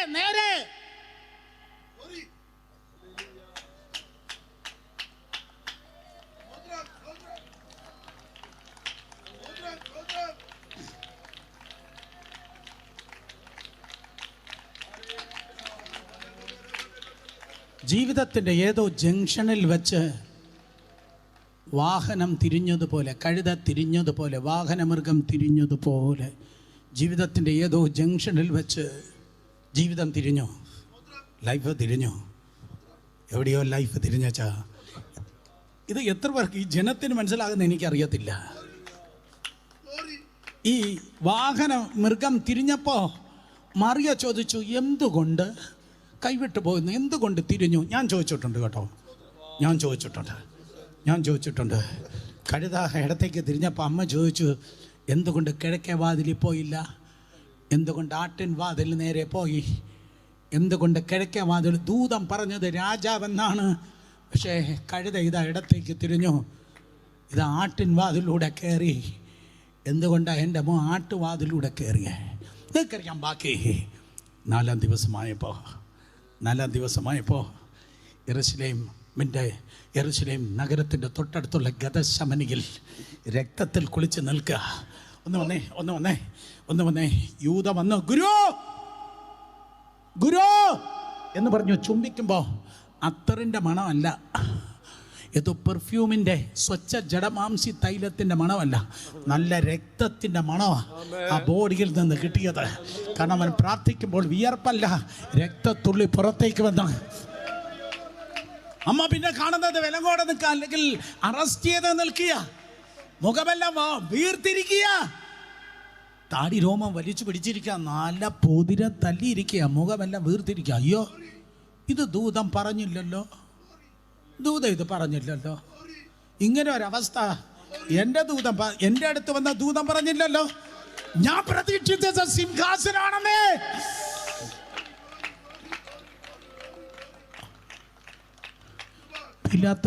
പീലാത്തോസിന്റെ കൊട്ടാരത്തിലേക്ക് കൊണ്ടുവന്നു. ഓക്കെ, എനിക്കറിയത്തില്ല എന്താ നടക്കുന്നതെന്ന്, എനിക്കറിയത്തില്ല.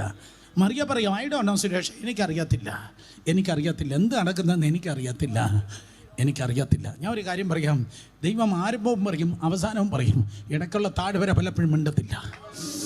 ഓ കമോൺ, ദൈവം ആരംഭവും പറയും അവസാനം പറയും, ഇടയ്ക്കുള്ള താഴ്വര തമ്പുരാൻ പറയത്തില്ല.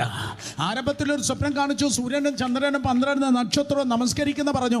എൻ്റെ പൊന്നച്ച, ഇടയ്ക്കുള്ളതായ സ്തോത്രം പൊട്ടക്കിണറും പറഞ്ഞില്ല, കാരാഗൃഹവും പറഞ്ഞില്ല. പിലാത്തോസിൻ്റെ അരമനയിൽ കയറി അടിച്ച് തകർത്ത് പുറത്തേക്ക് ഇറങ്ങുമ്പോൾ, കഴിഞ്ഞ വർഷം ഒരു മാനുസ്ക്രിപ്റ്റിൽ ഞാൻ ഇങ്ങനെയാണ് വായിച്ചത്, അടിച്ച് തകർക്കപ്പെട്ട് പുറത്തേക്ക് വന്നപ്പോൾ 2 ചുണ്ടില്ല കേട്ടോ. ആ അടിയിൽ തകർന്നു പോയി 2 ചുണ്ട് യേശുപ്പച്ചൻ്റെ ഇല്ല. ഈ മൂക്കിൻ്റെ ഈ സോഫ്റ്റ് പാർട്ട് കാർട്ടിലേജ് എന്നാണ് പറയുന്നത്, കാർട്ടിലേജ് ഇല്ല, ഇളകി തെറിച്ചു. ഒരു ചെവി തകർന്നു പോയി. ഒരു കണ്ണ് പൂർണ്ണമായി കാഴ്ച നഷ്ടപ്പെട്ടു, മറ്റേ കണ്ണിന് ഭാഗികമായ കാഴ്ചയുള്ളൂ. ഒരിക്കൽ കൂടെ ഞാൻ പറയാം, 2 ചുണ്ടില്ല. ചില ചരിത്ര ലിഖിതങ്ങൾ പറയുന്നു 2 ചുണ്ടില്ല, ഒരു ചെവിയില്ല, ഒരു കണ്ണില്ല, ഒരു കണ്ണിൻ്റെ കാഴ്ച പൂർണ്ണമായി നഷ്ടപ്പെട്ടു, മൂക്കിൻ്റെ കാർട്ടിലേജ് ഇല്ല. അമ്മ മറിയയ്ക്ക് ഇത് ആരെന്ന് തിരിച്ചറിയാൻ കഴിയത്തില്ല. സമ്പൂർണ്ണമായി തകർക്കപ്പെട്ടു. അർത്ഥം, നിന്റെ തകർച്ച അവൻ ഏറ്റെടുത്തു. നിന്റെ തകർച്ച. ബിസിനസ് തകർന്ന ആരോ വന്നിട്ടുണ്ട്, കുടുംബം തകർന്ന ആരോ വന്നിട്ടുണ്ട്, ശുശ്രൂഷ തകർന്ന ആരോ വന്നിട്ടുണ്ട്, സഭ തകർന്ന ആരോ വന്നിട്ടുണ്ട്. നിന്റെ തകർച്ച യേശു കർത്താവ് ഏറ്റെടുത്തു. വീണ്ടും എഴുന്നേറ്റും ക്രൂശ് ചുമന്ന് 1 കിലോമീറ്റർ 200 മീറ്റർ ചുമന്ന് അവസാനം അവന് ക്രൂശിക്കപ്പെട്ടു.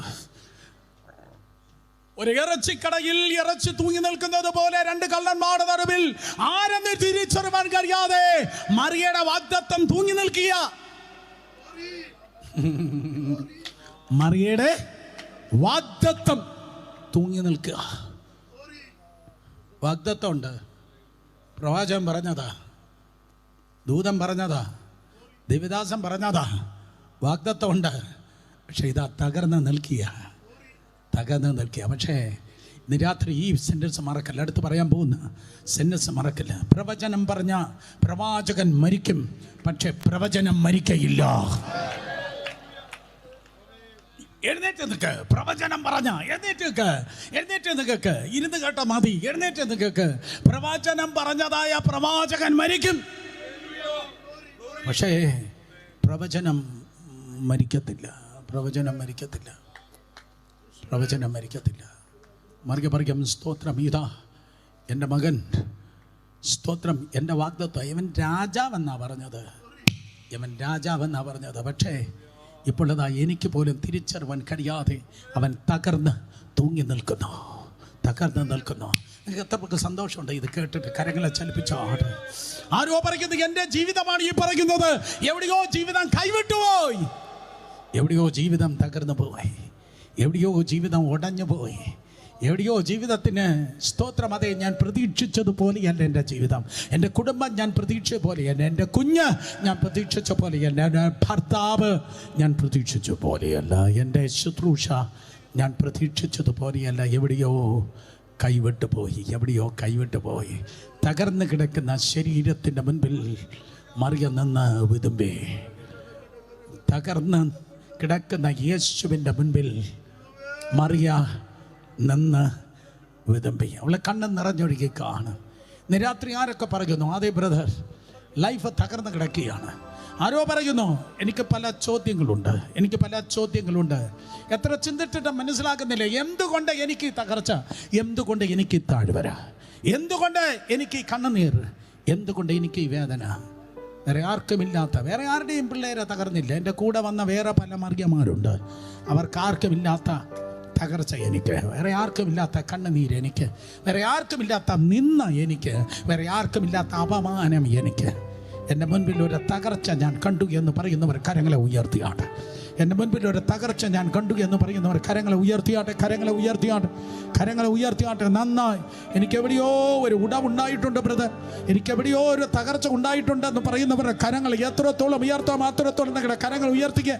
ആ കരങ്ങൾ ഉയർത്തിയവർ കരങ്ങൾ ഉയർത്തി ഒരാൾ പോലും അവിടെ നിൽക്കരുത്. ദയവായി മുന്നിലേക്ക് വരിക, ദയവായി മുന്നിലേക്ക് വരിക, വരിക വരിക വന്ന് മുന്നിൽ വന്ന് 5 മിനിറ്റ് പ്രാർത്ഥിക്കുക, 5 മിനിറ്റ് പ്രാർത്ഥിക്കുക. എല്ലാ സഹോദരന്മാരും മുന്നിൽ വന്ന് നടക്കുക, എല്ലാ സഹോദരന്മാരും മുന്നിൽ വന്ന്, എല്ലാ കുഞ്ഞുങ്ങളും മുന്നിൽ വന്ന്, എല്ലാ മാതാവും മുന്നിൽ വന്ന്, എല്ലാ ദൈവദാസന്മാർ ദൈവദാസിമാർ മുന്നിൽ വന്ന്, വരിക വരിക വരിക മക്കളെ.